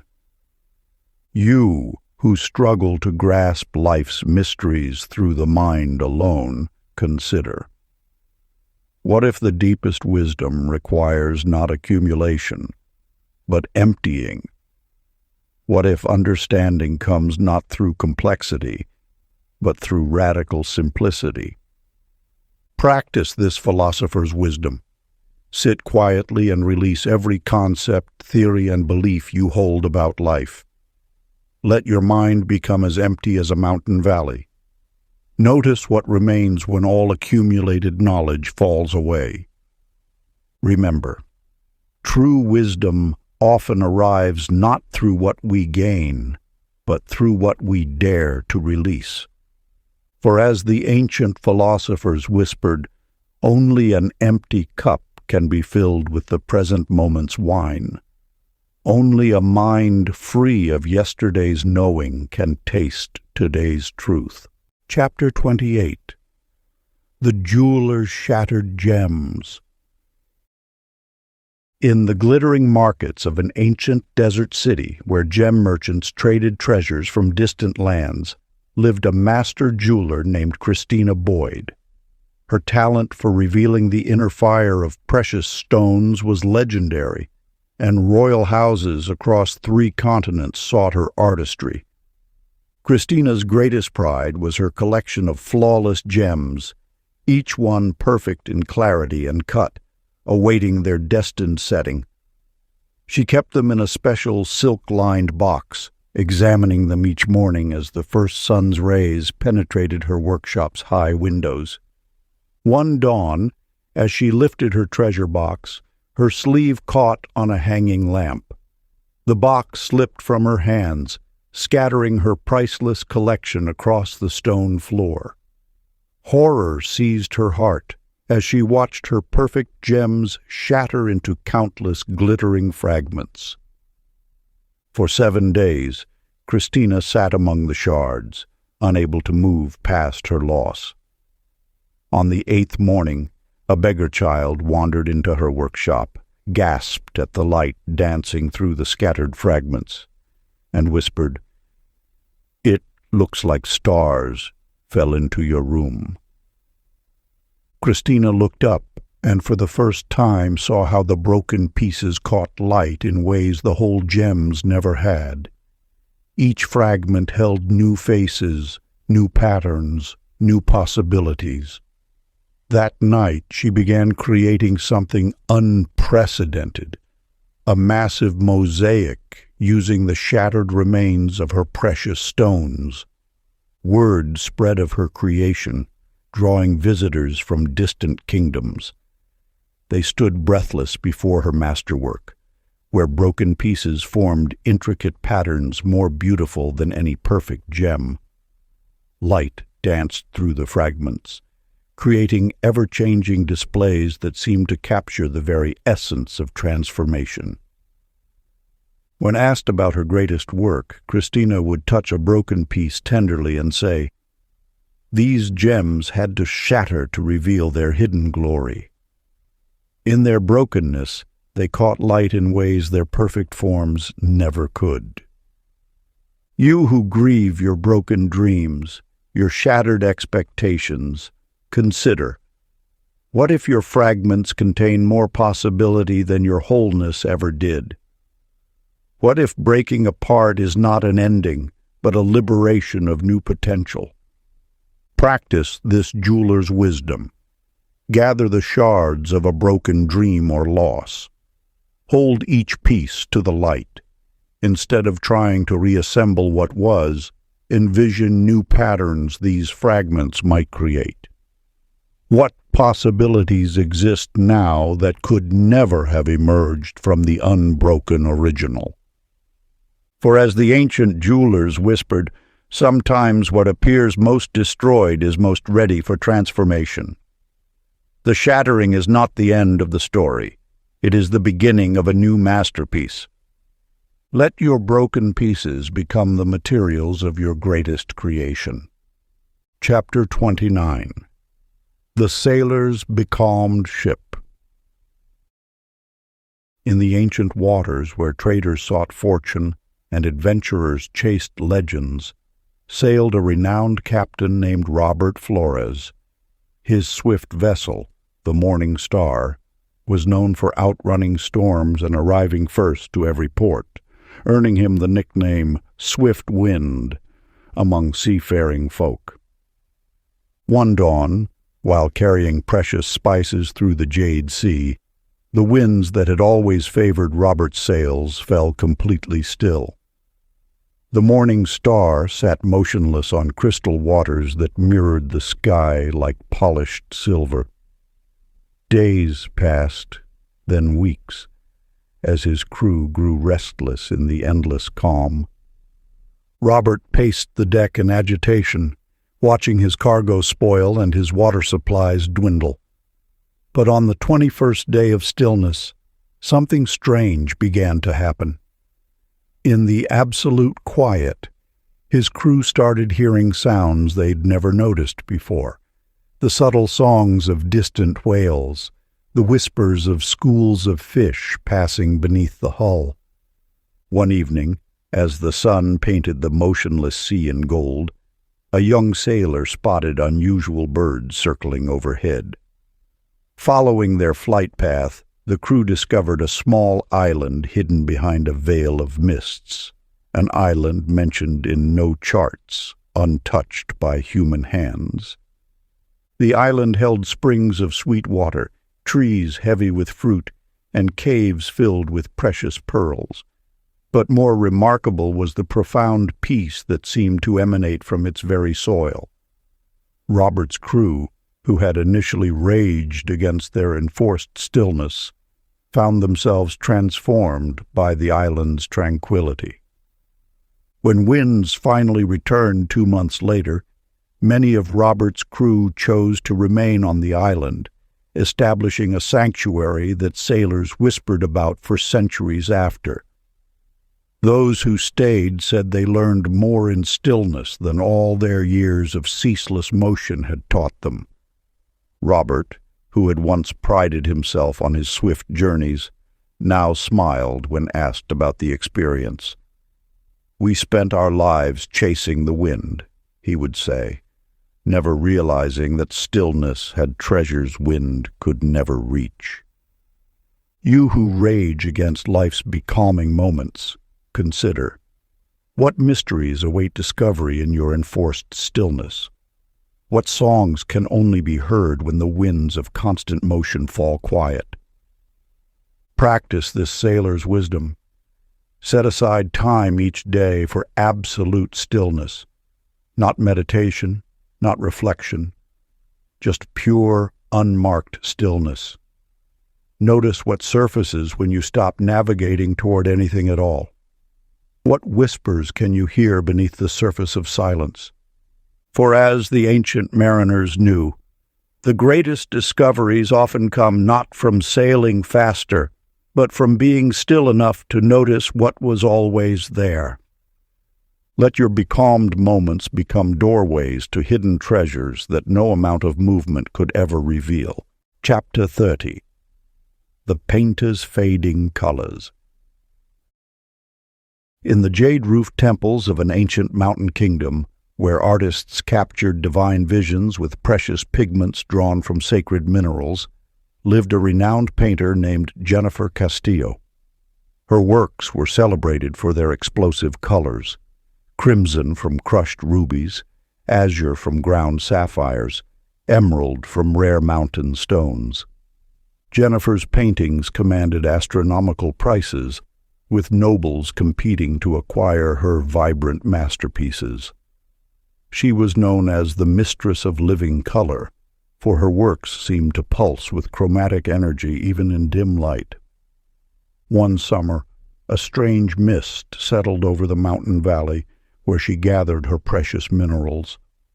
When it lifted, Jennifer discovered all her carefully collected pigments had mysteriously faded to various shades of gray.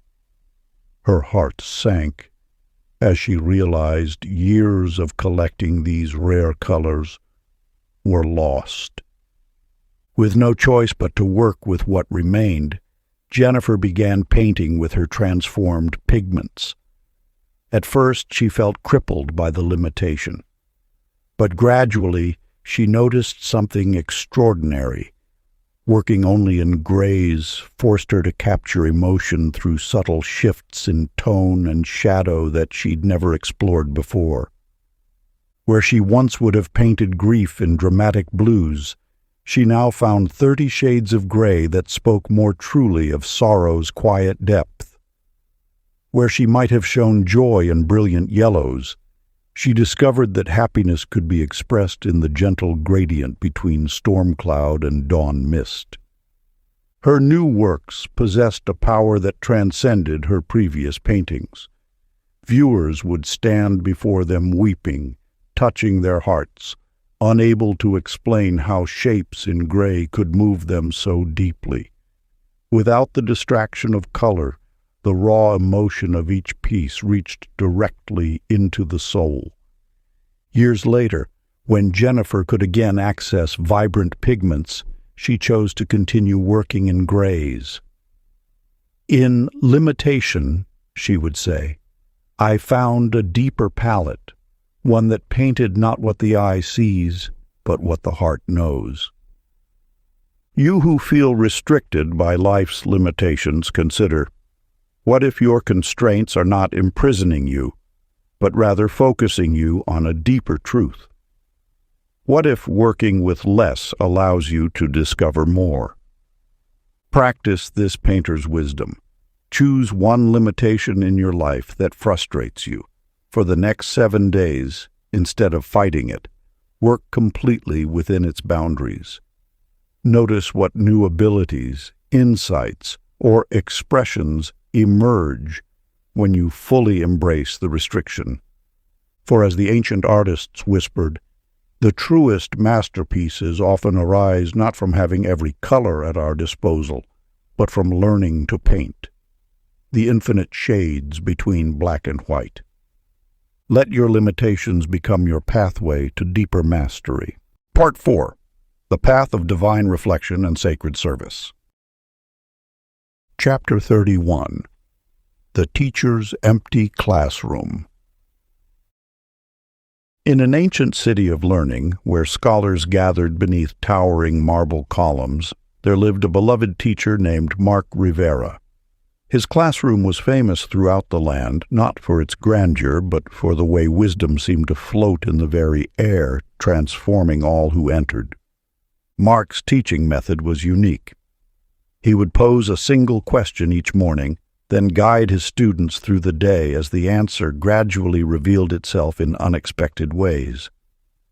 His classroom buzzed with the energy of discovery, filled with the laughter and gasps of young minds awakening to truth. When a great plague swept through the city, the marble halls emptied. Parents kept their children home, and Mark found himself facing rows of vacant benches. For days he sat alone, his questions echoing off empty walls, until one evening he walked into the temple gardens in despair. As he looked up at the vast night sky, a strange thought struck him. Perhaps the stars themselves are waiting to become my teaching aids. The next morning, instead of opening his classroom door, he walked to the highest hill overlooking the city and began teaching to the open air. To his amazement, birds paused their morning songs to listen. Wandering shepherds stopped their flocks to hear his words. Soon, people began emerging from their homes, drawn by the voice that carried on the wind. They kept safe distance from each other, but gathered in a great circle around him. Mark discovered that without walls, his wisdom reached those who had never dared enter a formal classroom. Workers paused their labors to listen. Elderly ones leaned out their windows, and even the city's nobles found themselves standing shoulder to shoulder with common folk, all equal under the vast sky. He realized his lessons grew richer without a roof to contain them. When teaching about cycles of life, he could point to the waxing moon. Speaking of persistence, he showed how ants rebuilt their disturbed hills. The natural world became his living classroom, and his students multiplied beyond counting. When the plague finally passed, Mark was offered a grand new classroom with golden pillars. He smiled and declined, saying, "My classroom now has stars for a ceiling and horizons for walls. Why should I cage wisdom again?" You who feel confined by traditional structures, consider, what if your greatest limitation is actually an invitation to expand beyond all bounds? What if the very walls you mourn losing were always invisible prisons? Practice this teacher's wisdom. Take your most important work and remove it from its usual container. Teach in gardens, create in forests, heal by flowing streams. Notice how essence flourishes when freed from form. For as the ancient educators knew, true wisdom, like the wind, cannot be contained. It must be free to touch all who would receive it. Let the loss of your familiar structures become the gateway to reaching those you never imagined you could teach. Chapter 32. The Monk's Broken Silence. In the mist-wrapped mountains of an ancient monastery where silence hung like morning dew, lived a monk named Elizabeth Hughes, who had not spoken for 20 years. The other monks called her still water in their thoughts, for her presence carried the same deep serenity as mountain pools untouched by wind. Elizabeth had taken her vow of silence when still young, discovering that as words fell away, her understanding deepened. In stillness, she learned to read hearts better than she had ever interpreted speech.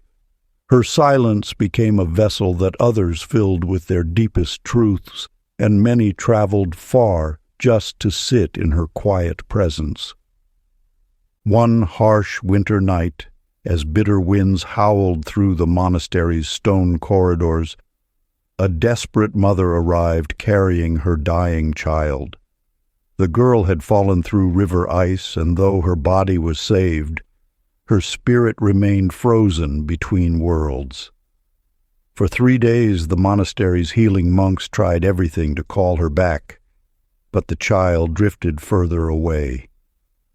On the 4th night, as Elizabeth passed the child's room during her midnight meditation walk, she heard a whisper that seemed to come from the universe itself. Some silences must be broken to serve a greater silence. Without hesitation or thought, Elizabeth entered the room, sat beside the child's bed, and began to sing. Her voice, unused for 2 decades, emerged like pure mountain spring water, carrying ancient healing songs she had never learned, but somehow remembered from the depths of her soul's knowing. For 7 hours she sang without pause, her voice growing stronger with each passing hour.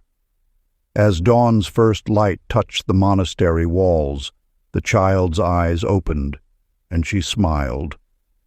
Word of the miracle spread, and soon Elizabeth found herself speaking again, not in the casual way of her youth, but with words distilled through 20 years of silence. Each syllable she spoke carried the power of all the words she hadn't said, and her speech became as healing as her silence had been.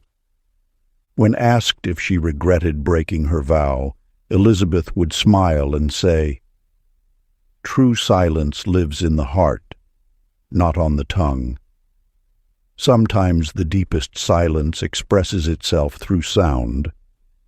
You who hold fast to spiritual practices, consider, does your discipline serve life, or has life become servant to your discipline?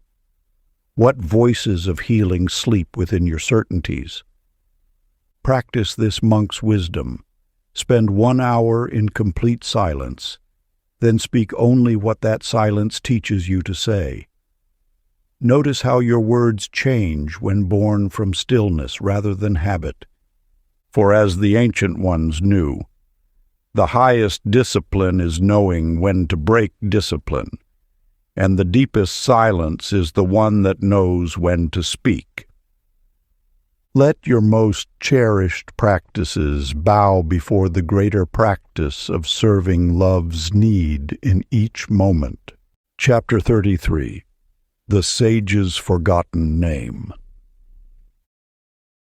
In the sacred valleys where wisdom seekers had gathered since time immemorial, there lived a sage named Joshua Meyer, whose teachings were so renowned that pilgrims would journey for years just to hear him speak. His name was whispered with reverence in distant temples, and his words were inscribed on golden tablets. Joshua's fame had grown so vast that people claimed his mere presence could heal afflictions, and his blessing could transform lead into gold. Some even began worshiping him as a living deity, much to his quiet discomfort.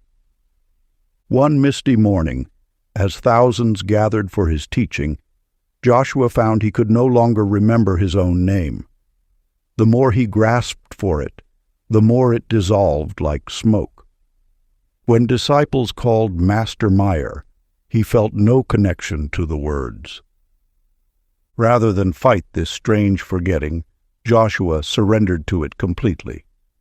He removed his distinctive saffron robes, donned simple brown cloth, and walked away from his temple into the marketplace.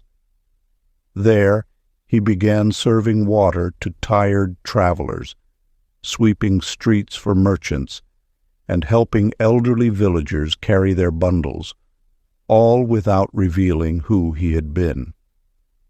In his nameless service, Joshua discovered a freedom he'd never known. Without the weight of his reputation, his actions flowed from pure compassion rather than the need to maintain an image. His wisdom deepened not through dispensing profound teachings, but through the simple acts of washing feet and sharing bread. Months passed, and gradually people in the marketplace began noticing something extraordinary about the humble water-bearer.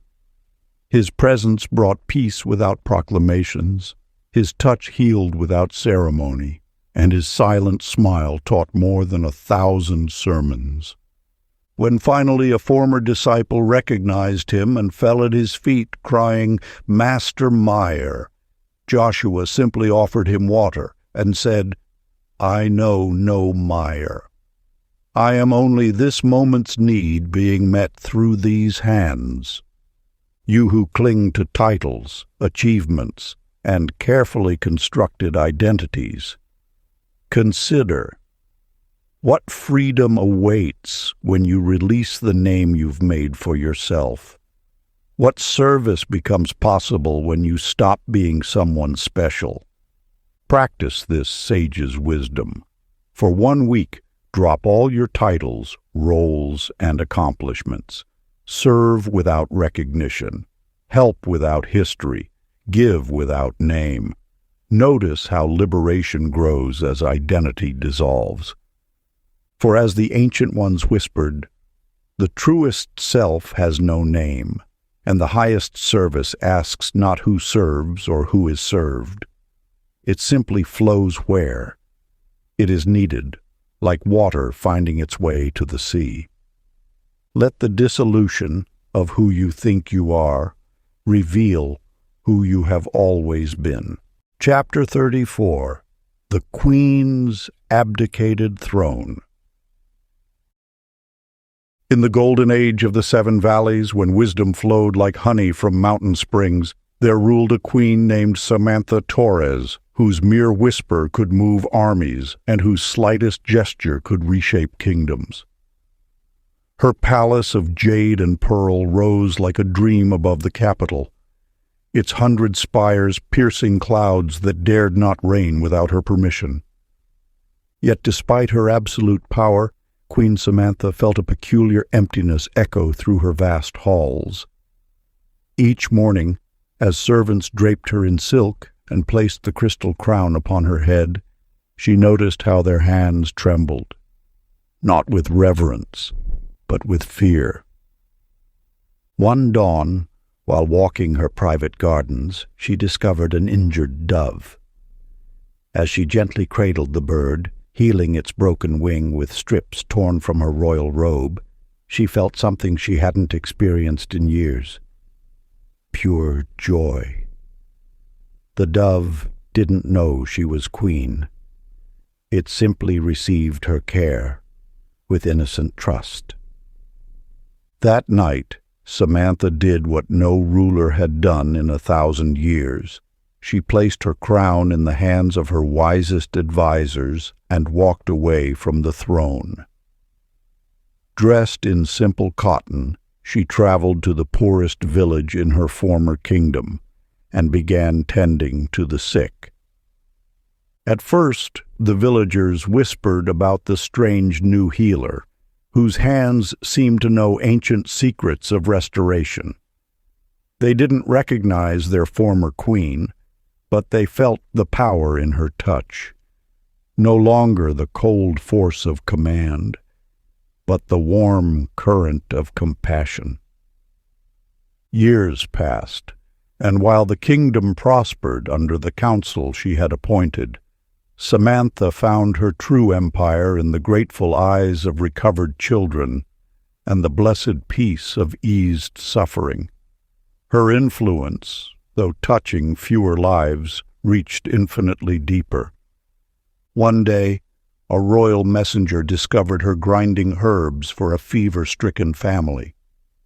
"My queen," he gasped, "we've been searching everywhere. The kingdom needs—" "I am no queen," Samantha interrupted softly, "but I finally rule something greater, my own heart in service to love." "You who hold positions of authority, consider. Does your power flow from force or from love? What throne must you abdicate to claim your true crown? Practice this queen's wisdom.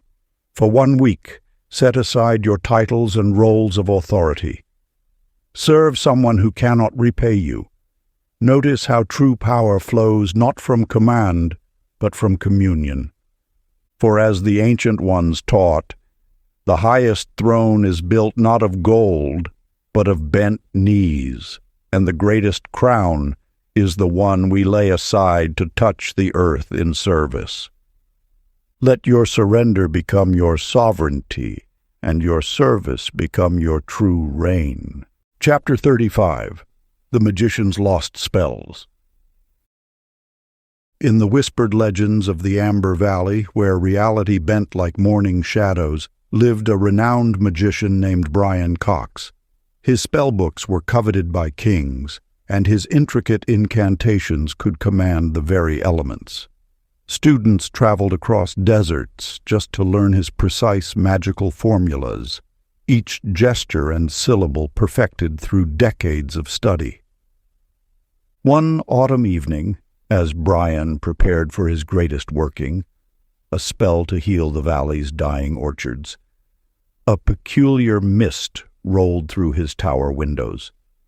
When it cleared, he discovered all his magical languages had vanished from his mind.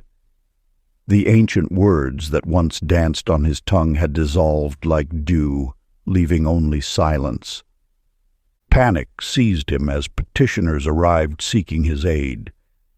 Yet when a crying child approached with a wounded fox kit, Brian found his hands moving of their own accord. Without words or gestures, pure compassionate intention flowed through him.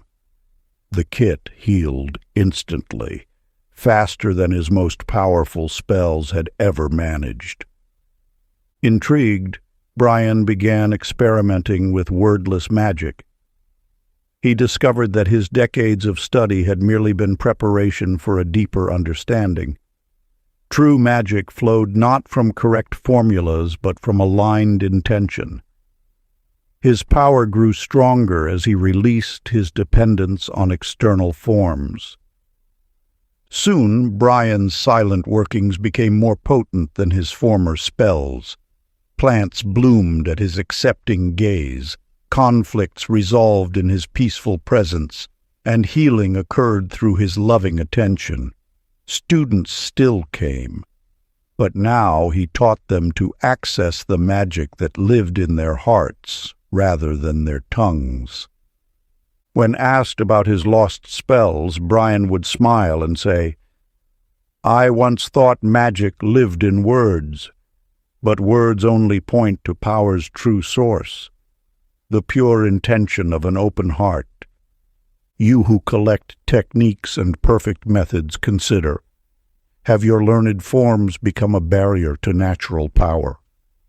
What magic awaits when you release your reliance on external processes? Practice this magician's wisdom. Choose one area where you rely heavily on technique.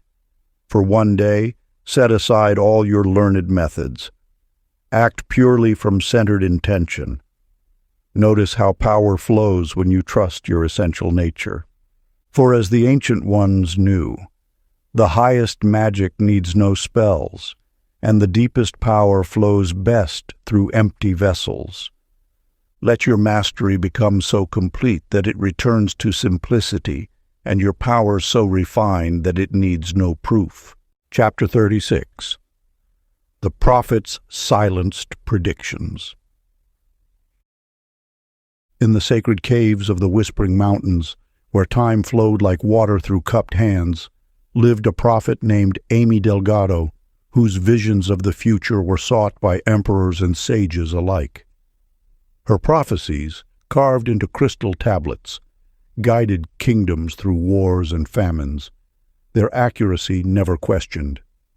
Each full moon, pilgrims would crowd the path to her cave, seeking glimpses of their destinies. Amy's gift was so precise that she could tell a farmer which days would bring rain 3 seasons hence, or warn a mother which path her child must avoid in the coming spring. Then came the night of the crimson eclipse, when the moon bled darkness across the land. As the shadow touched Amy's cave, her prophetic sight suddenly vanished. Where once she saw clear visions of tomorrow, now only the present moment remained, sharp and immediate as mountain air. The pilgrims still came, but now, instead of sharing their futures, Amy found herself asking them powerful questions about their present choices. "What seeds are you planting today?" she would inquire. "What fears keep you from tending your garden now?" To her surprise, these conversations sparked deeper transformations than any prophecy had achieved. People left her cave not with predictions to wait for, but with the power to shape their own destinies. A merchant who would have waited 3 years for prophesied wealth instead learned to recognize opportunities hiding in plain sight. A young woman who sought to know her future love discovered how to open her heart to connections already surrounding her. Amy realized that by losing her ability to see tomorrow, she had gained the gift of illuminating today. "The future," she would say, "is not a fixed star to be observed, but a garden to be planted with today's seeds." Her most powerful teaching became, "Tomorrow's truth grows from this moment's choices. Why seek visions of fruit yet to ripen when your hands hold seeds waiting to be sown? You who anxiously seek to know what lies ahead, consider, how does pursuing tomorrow's answers blind you to today's possibilities? What power awaits in fully claiming the present moment? Practice this prophet's wisdom. For 1 week, release all concern about future outcomes. Instead, ask yourself each morning, what seeds can I plant today? What possibilities exist in this moment that I've been too future-focused to notice? For as the ancient ones whispered, the greatest prophecy is the one you write with your present choices, and the clearest vision sees the power of now. Let your surrender of tomorrow reveal the infinite potential of today. Chapter 37. The Hermit's Crowded Cave. In the forgotten valleys of the Whispering Mountains, where silence held secrets older than time, lived a hermit named Jason Wright, who sought perfect solitude in a hidden cave. Unlike the holy men who kept company with disciples, Jason craved complete isolation, believing wisdom bloomed only in absolute quietude. He spent years carving his cave deeper into the mountain, each chamber a temple to silence. His only companions were shadows and the occasional echo of distant thunder. Jason had mastered the art of stillness so completely that even birds would land upon his motionless form, mistaking him for ancient stone. Then came the spring when a lost shepherd boy, seeking shelter from storm, stumbled upon Jason's cave. The boy was so moved by the peace emanating from the hermit that he returned to his village, speaking of a holy presence in the mountains. Soon, despite Jason's attempts to remain hidden, pilgrims began arriving.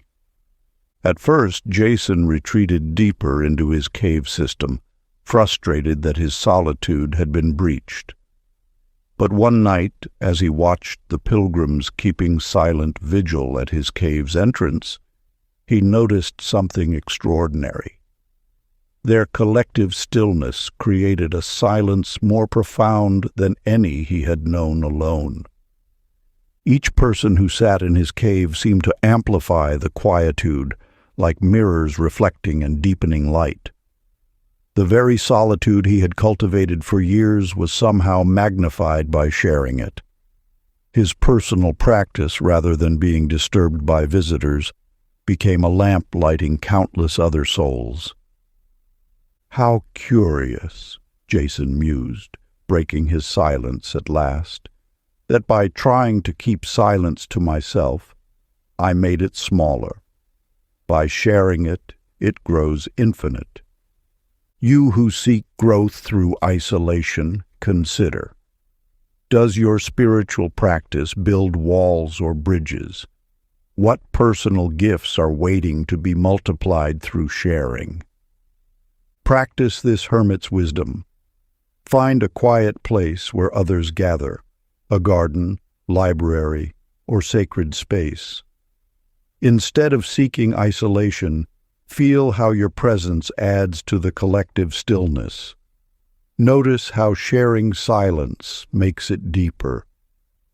For as the ancient ones taught, the deepest solitude is not found in hiding from others, but in discovering how your inner silence can serve as sanctuary for all. Let your personal practice become a gift that enriches the whole, and watch as what you thought would be diminished by sharing grows ever more profound in its giving. Chapter 38, The Mother's Released Child. In the valley of sacred waters, where mountain streams carried whispers of ancient wisdom, lived a revered healer named Melissa Turner. Her medicines were sought throughout the land, but her greatest treasure was her son, a young warrior gifted with uncommon strength and courage. From his first steps, Melissa had shielded him from every danger, weaving protective charms and blessing his path each morning. When he came of age and felt called to join the Guardian Order, mysterious warriors who protected sacred sites deep in treacherous mountains, Melissa's heart froze with fear. She prepared countless healing pouches, spent nights crafting protective amulets, and even sought to bind him with ancient spells of safety. But the more she tried to ensure his protection, the more her son's spirit seemed to dim, like a flame starving for air. One night, as Melissa prepared yet another protective charm, an ancient crone appeared at her door. "Your fear chains him more surely than any enemy's bonds," the wise woman said. "Love that clutches too tightly becomes poison, while love that releases becomes wings." The crone taught Melissa to transform her anxiety into blessing, her worry into sacred trust.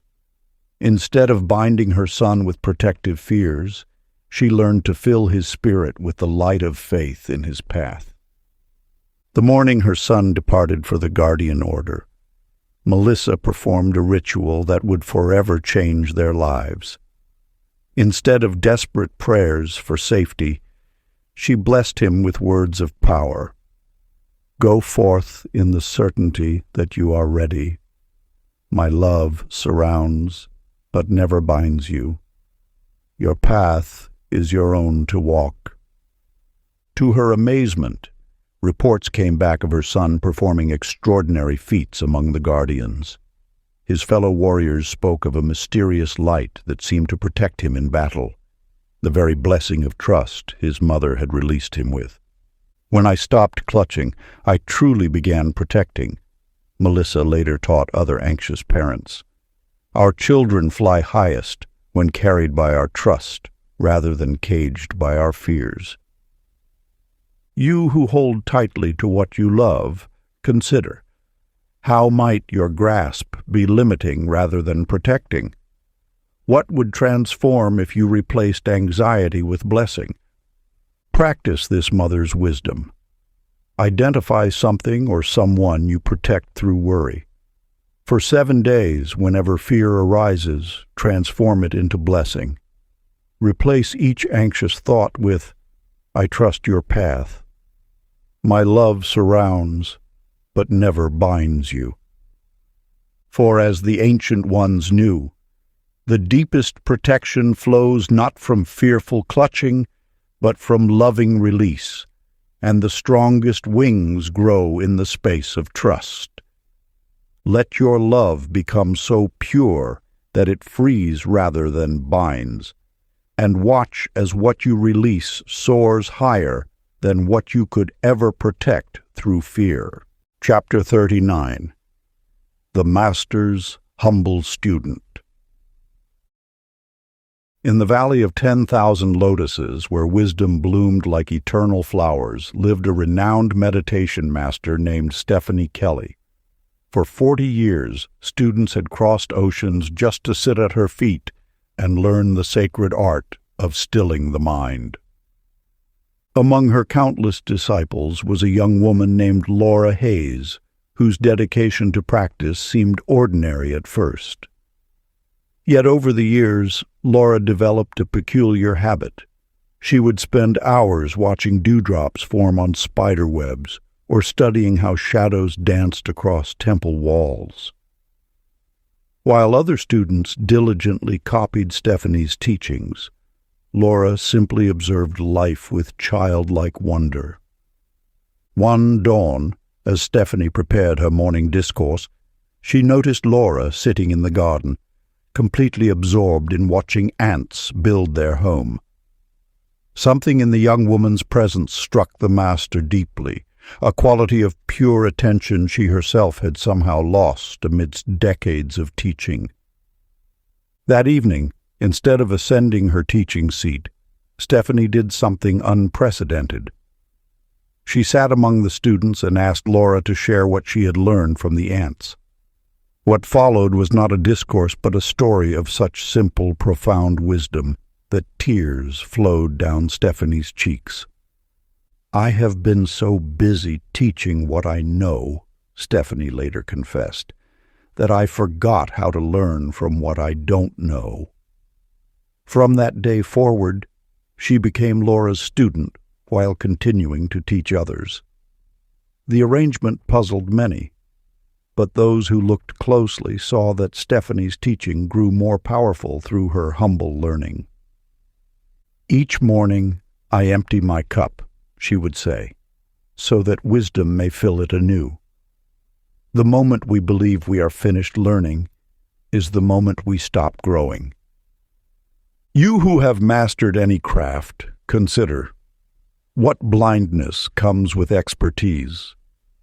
What mysteries might reveal themselves if you became a beginner again? Practice this master's wisdom. Each morning for 9 days, choose one simple thing: a leaf, a stone, a drop of water. Spend 10 minutes observing it as if you've never seen such a thing before. Let go of all you know and allow yourself to be taught by its presence.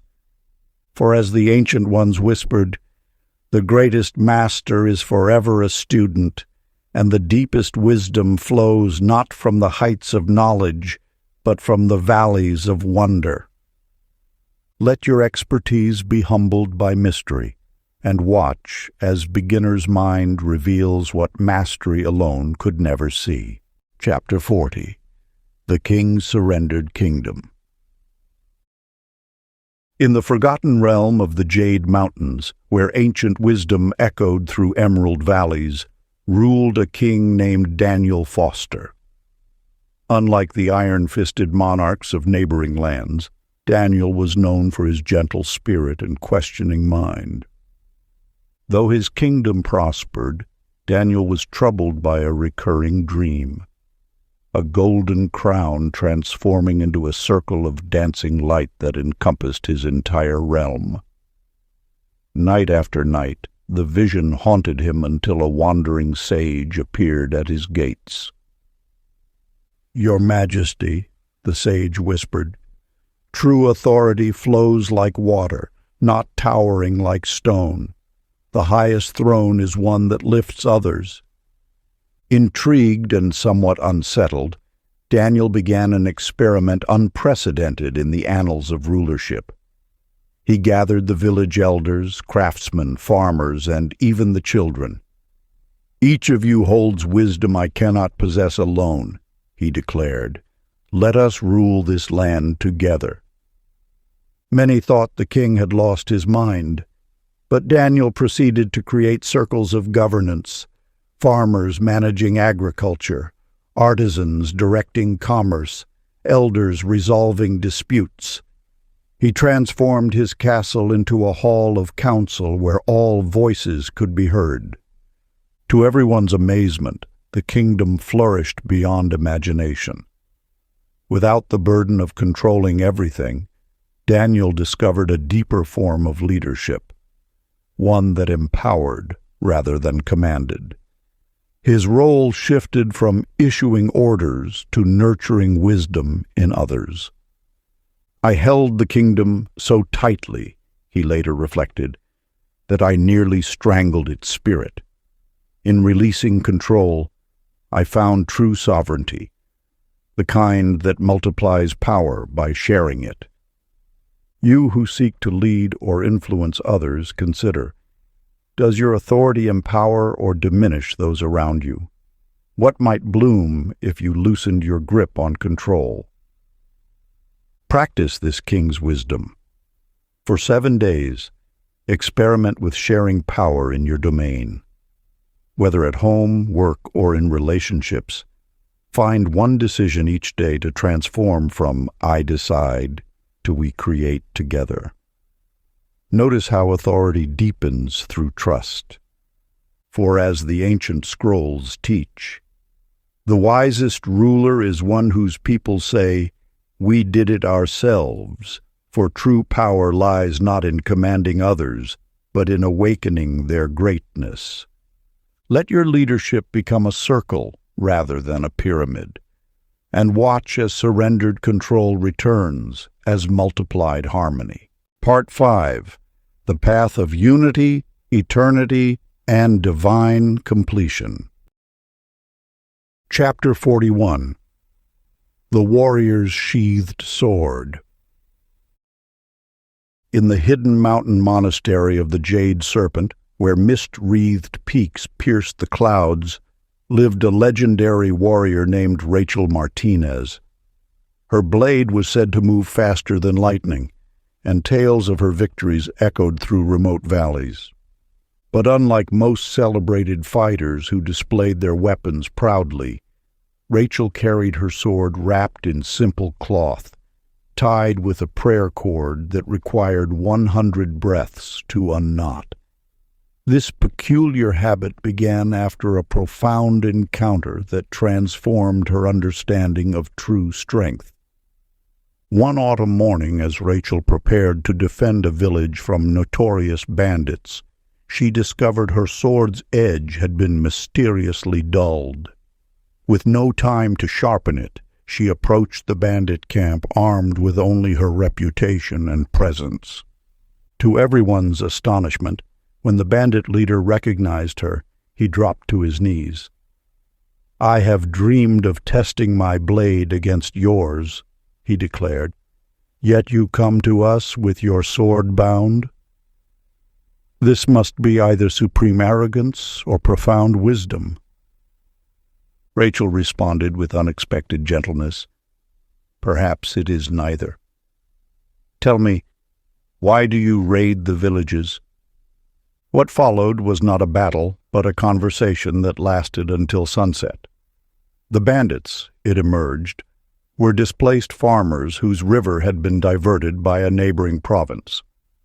By day's end, Rachel had negotiated a restoration of their water rights, transforming enemies into allies without drawing her blade. The sword that remains sheathed, she later taught, often accomplishes what the drawn blade cannot. True strength lies not in the power to take life, but in the wisdom to transform conflict into harmony. From that day forward, Rachel became known not for her victories in battle, but for her mastery of peaceful resolution. She would say, "Any fool can end a dispute with violence, but it takes profound strength to end it with understanding." You who face conflict in your life, consider, how might your weapons, whether words, anger, or force, remain symbolically sheathed? What power might you discover in choosing presence over power? Practice this warrior's wisdom. For 14 days, when conflict arises, pause for 3 full breaths before responding.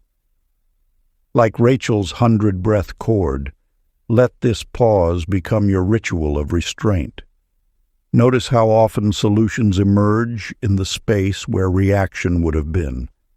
For as the ancient scrolls declare, the greatest victory requires no battle, and the most powerful warrior is one who transforms enemies into friends without drawing their sword. Let your strength be measured not by the conflicts you win, but by those you transform through the greater power of peace. Chapter 42. The Merchant's Given Wealth. In the glittering port city of the Pearl Coast, where spice-laden ships sailed on tides of gold, lived a prosperous merchant named Kevin Wu. His warehouses overflowed with silk and jade, yet each night he sealed his coffers with 3 locks and slept fitfully, dreaming of pirates and thieves. One evening, as Kevin counted his coins by lamplight, a strange sound drew him to his window. Below, an old woman sat crying softly in the shadow of his wealth. When he descended to chase her away, she looked up with eyes that seemed to hold all the wisdom of the ancient seas. "Why do you weep?" Kevin asked, surprised by his own gentleness.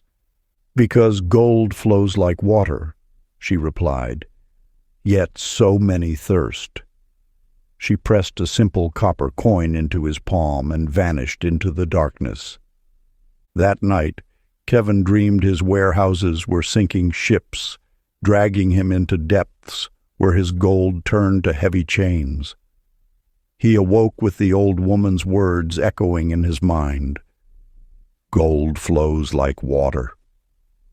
In a moment of either madness or illumination, Kevin began to give. First, he opened his grain stores to feed the harbor's hungry. Then he transformed his largest warehouse into a shelter for sailors between voyages. With each gift, an inexplicable lightness filled his heart. Most miraculous of all, the more he gave, the more abundance flowed into his life. New trading partnerships emerged, grateful sailors shared secret routes, and his reputation for generosity attracted opportunities his wealth never could. "I spent years building walls around my fortune," he later shared, "not realizing I had built my own prison. True wealth, I learned, multiplies when it flows freely, like a river that grows as tributaries join its journey to the sea." You who cling to what you have, consider what abundance might await if you loosened your grip on what you believe is yours. Practice this merchant's wisdom. For 12 days, give something away each morning: a possession, a kind word, a moment of help. Begin with small things, feeling how each gift creates space for new abundance. Notice how generosity transforms both giver and receiver. For as the ancient ones taught, the tighter we grasp our treasures, the more they become our burdens. But what we give freely returns multiplied, carried on the invisible tides of grace. Let your wealth become a flowing river rather than a stagnant pool, and watch as the universe matches every gift with unexpected abundance. Chapter 43. The healers Healed Wounds. In the misty valley of singing waterfalls, where ancient healing arts were passed through bloodlines as sacred as the springs themselves, lived a renowned healer named Ashley Golden. Her touch was said to ease the deepest pains, yet few knew she carried her own wound, a grief so profound it felt like a shard of black obsidian lodged beneath her heart. Years ago, Ashley had failed to save her younger sister from a mysterious fever. Despite all her knowledge of herbs and energies, she could only watch helplessly as death claimed its prize. The experience left her with a wound that no medicine could touch. Yet Ashley continued healing others, though she felt like a broken vessel trying to carry water. Each time she tended the sick, her own pain throbbed like a second heartbeat. Until one stormy night, when a blind elder sought shelter in her healing hut. As Ashley prepared herbs for the elder's tea, her hands trembled with suppressed grief. The blind woman turned her clouded eyes toward the sound and spoke. "Ah, you carry the sacred wound." "Sacred?" Ashley asked bitterly. "There is nothing sacred about failure." The elder smiled.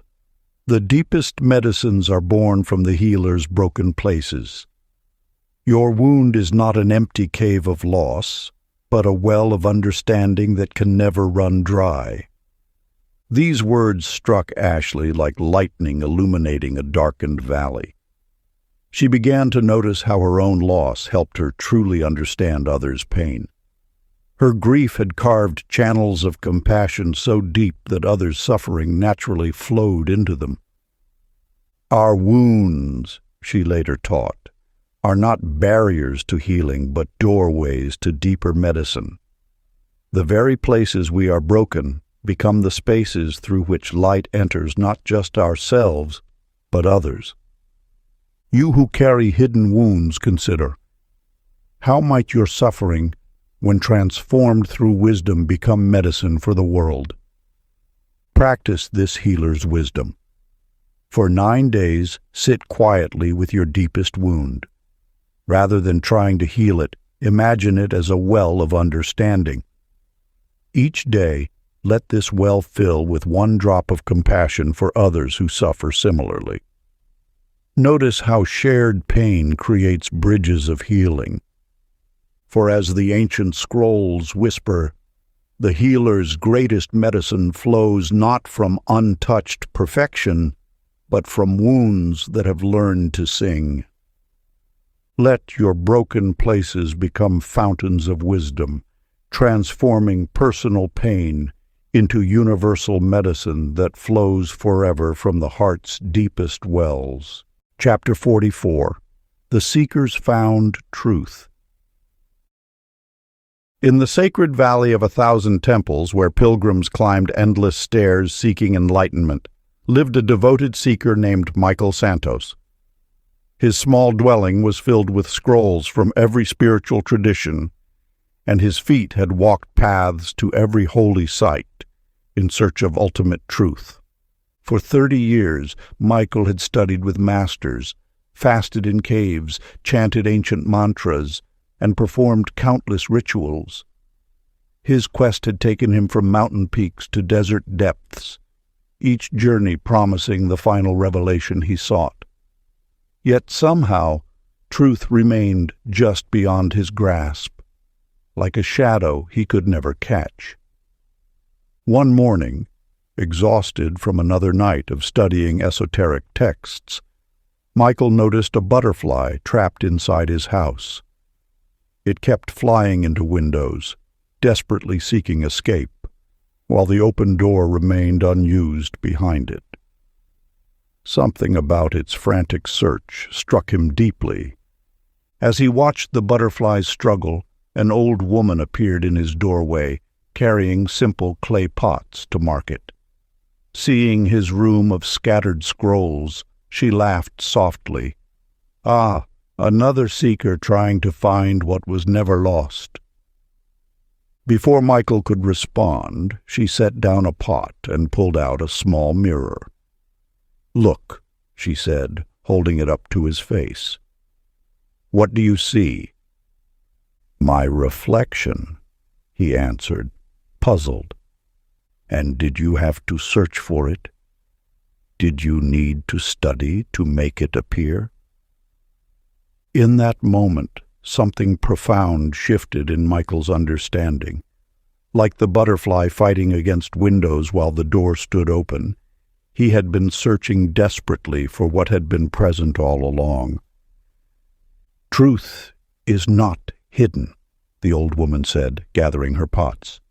"It is the eyes that see these words, the awareness that knows these thoughts. How can you search for what is already witnessing the search?" Michael began to laugh. 30 years of seeking, only to discover he was like a fish in the ocean searching for water. The truth he sought had been present in every step, every breath, every moment of searching itself. You who seek truth in ancient texts and distant temples, consider, what if the very awareness reading these words is itself what you seek? Practice this seeker's wisdom. For 7 days, pause your spiritual searching.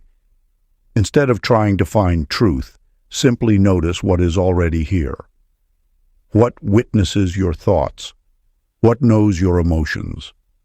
What has been present in every moment of your life without needing to be found? For as the ageless teaching declares, the truth you seek is what seeks. The treasure you chase is what chases. You are what you have been looking for all along. Let your searching dissolve into the recognition that the seeker and the sought were never truly separate. Chapter 45. The Artist's Invisible Masterpiece.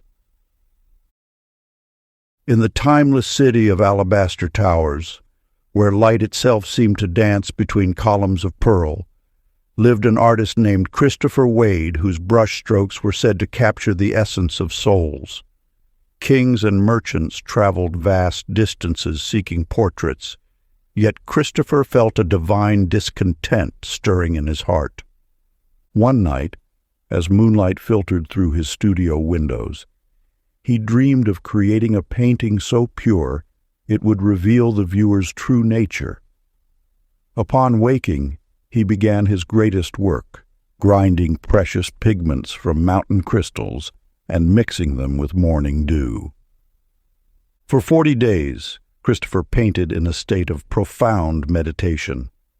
Yet each evening he would wash away the day's work, starting anew at dawn. His apprentices thought him mad, watching him create and destroy masterpiece after masterpiece. On the final day, as golden light filled his studio, Christopher unveiled his creation to the gathering crowd. Those who came to mock fell silent, for on the canvas they saw something extraordinary.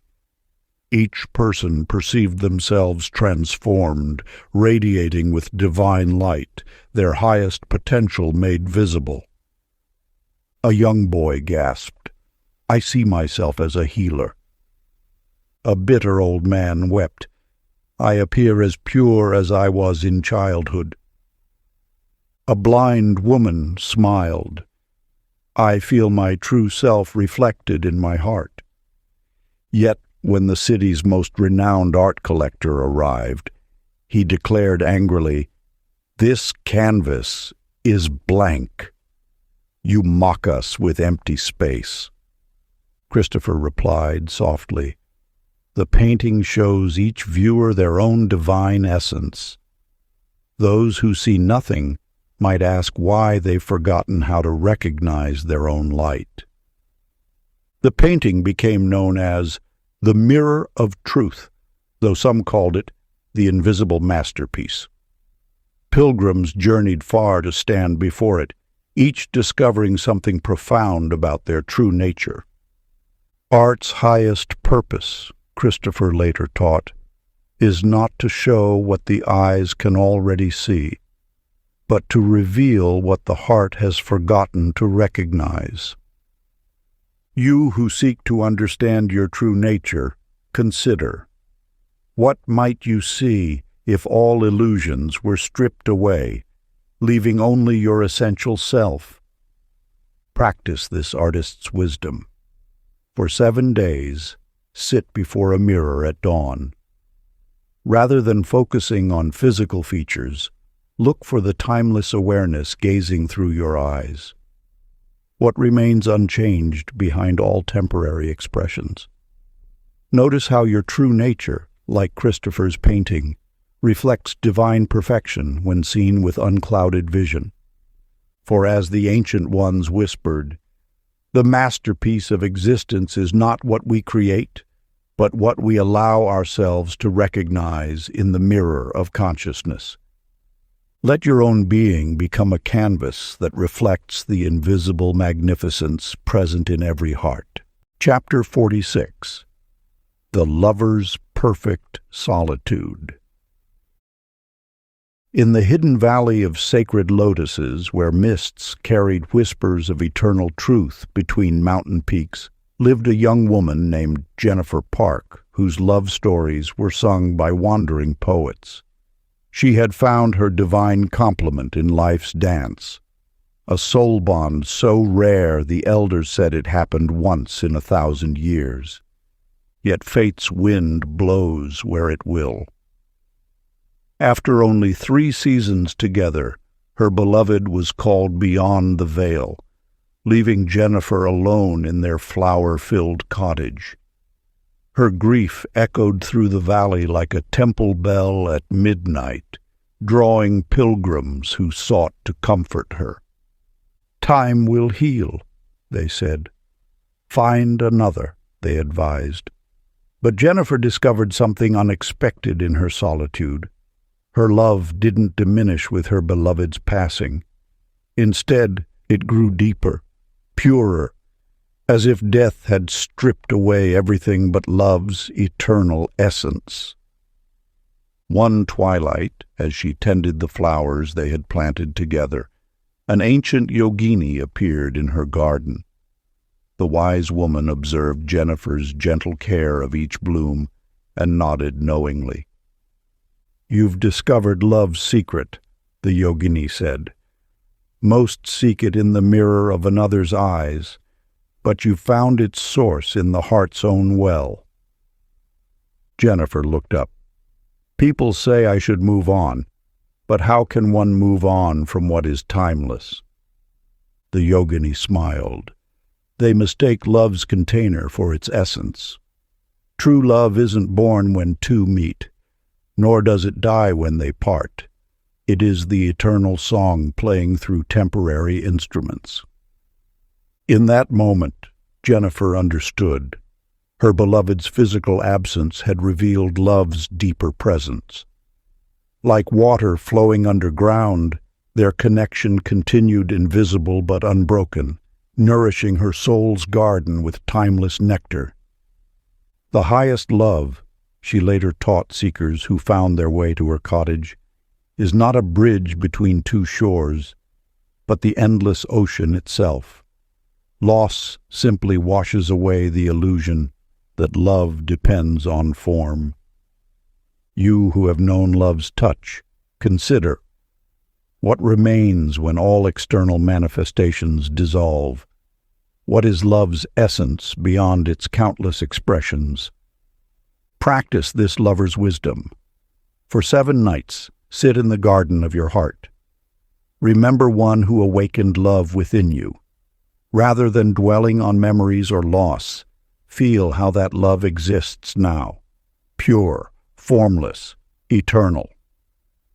Notice how true love transcends time, space, and even death itself.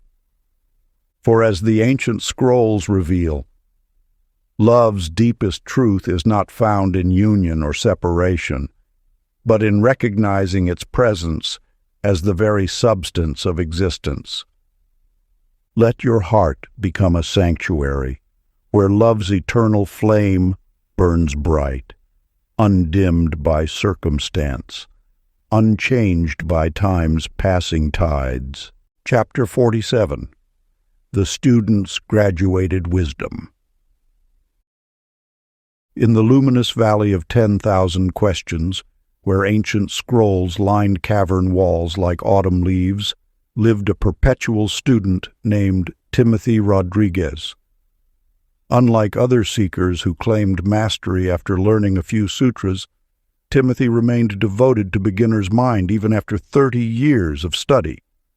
His humble quarters contained but 3 objects: a wooden cup, a meditation cushion, and a small mirror that had belonged to his first teacher. Each morning, he would bow to the rising sun and declare, "Today I know nothing, that I might learn everything." Timothy studied with every master who passed through the valley, but in an unusual way. He would ask only one question: "What do you not know?" This peculiar approach earned him the nickname Seeker of Empty Spaces. One day, the most renowned sage in all the kingdoms arrived, preceded by tales of his vast wisdom. Hundreds gathered to ask profound questions, but when Timothy's turn came, he asked his usual, "What do you not know?" The sage's eyes sparkled. He picked up a handful of sand and let it slip through his fingers. "I know this much," he said, indicating the few grains in his palm. "I do not know this much." He gestured to the endless desert beyond the valley. In that moment, Timothy experienced a profound shift. All his years of study collapsed into a single understanding. The essence of wisdom was not in accumulating knowledge, but in expanding one's awareness of the infinite unknown. He began to laugh, and the laughter continued for 7 days. When finally asked why, he replied, "I've realized that a lifetime of learning has taught me only one thing: how to be completely empty. And in this perfect emptiness, all wisdom flows naturally." From that day forward, Timothy became known as the graduated student, though he never stopped learning. Those seeking his teachings would find him contemplating the sky, saying, "Look how much space there is for not knowing." You who seek understanding, consider, what if true wisdom lies not in what you know, but in your capacity to remain open to the eternal mystery? Practice this student's wisdom. For 7 mornings, begin your day by consciously releasing all you think you know. Sit quietly and notice how much lighter your mind feels when unburdened by certainty. What insights arise naturally in this space of conscious unknowing? For as the ageless teaching reveals, in the beginner's mind there are many possibilities. In the expert's mind there are few. True mastery is returning to the infinite potential of not knowing. Let your dedication to learning become a practice of endless opening rather than endless accumulation. Chapter 48. The Human's Divine Awakening. In the temple of infinite reflections, where countless mirrors lined crystalline walls stretching endlessly upward, lived a peculiar mirror maker named Laura Henderson. Unlike other craftsmen who polished their mirrors to reflect the physical world, Laura crafted mirrors that revealed the soul's hidden dimensions. One day, while mixing the sacred mercury with starlight essence, Laura accidentally created a mirror unlike any other. When she gazed into it, she saw not her reflection, but scenes from lives both ancient and yet unborn. A merchant releasing his burdens, a weaver untangling threads, an astronomer finding clarity through storms. Startled, she tried to look away, but each scene pulled her deeper. She witnessed a baker transforming bitter bread into sweetness, a shepherd discovering trust, a potter finding beauty in imperfection. With growing wonder, she realized each story was her own consciousness teaching itself through infinite forms. The king's counselors, hearing of this extraordinary mirror, demanded she bring it to the palace. But when Laura returned to her workshop, she found the mirror had transformed into pure light, its essence merging with her understanding. The mirror showed me that every teaching, every struggle, every triumph I've witnessed was my own divine nature revealing itself to itself, she later explained to seekers who found their way to her door. We are not separate stories, but one infinite tale of awakening told through countless voices. From that day forward, Laura taught a profound truth. Every person you meet is your own consciousness in disguise.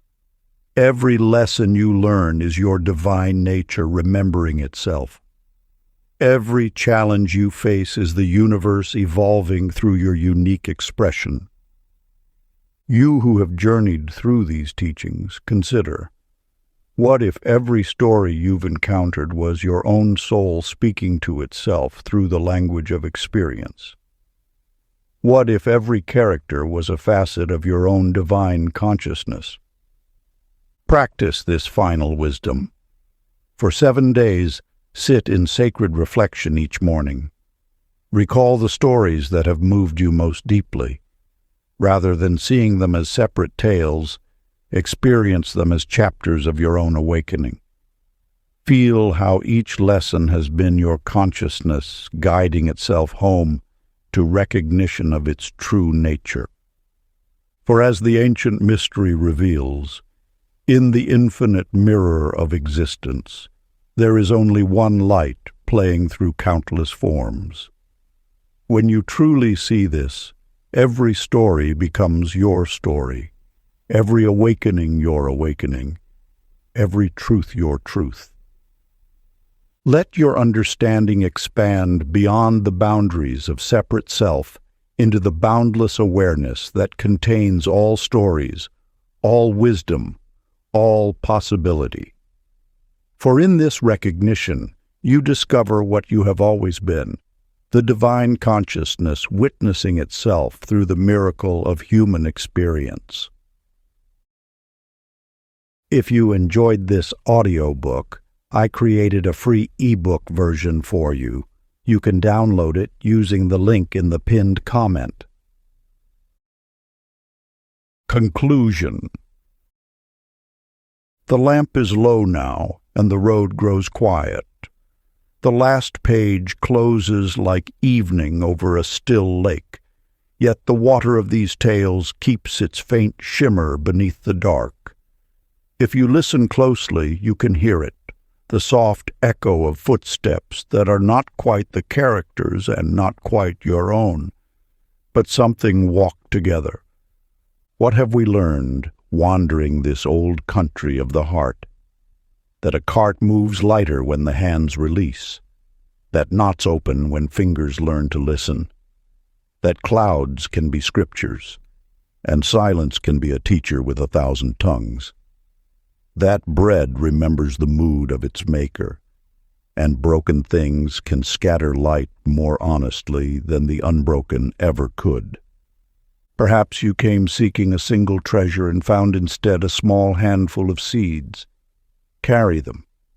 Plant them in the quiet places of your day, between breath and breath, between word and reply, between memory and what the moment asks of you. In their season, they will rise, not as the stories you heard, but as the life you live. If ever you feel lost, return to the simple practices the elders taught within these chapters. Unburden a little, soften a little, be still a little, trust a little. Offer attention the way one offers water to a thirsty field. Let patience ripen into sight. And should the path narrow, do not fear. The soul has walked this way for centuries. It knows the turns by heart. Where the map fails, the stars inside you will appear. Where the lyre breaks, the true song begins. Where a door closes, notice the unmarked gate in the garden wall. Now the stories return to silence, and the silence returns to you. Go with an unhurried step. Let your life become the next chapter the world needs to hear. If you enjoyed this exclusive audiobook, I handpicked this next book which will change your life.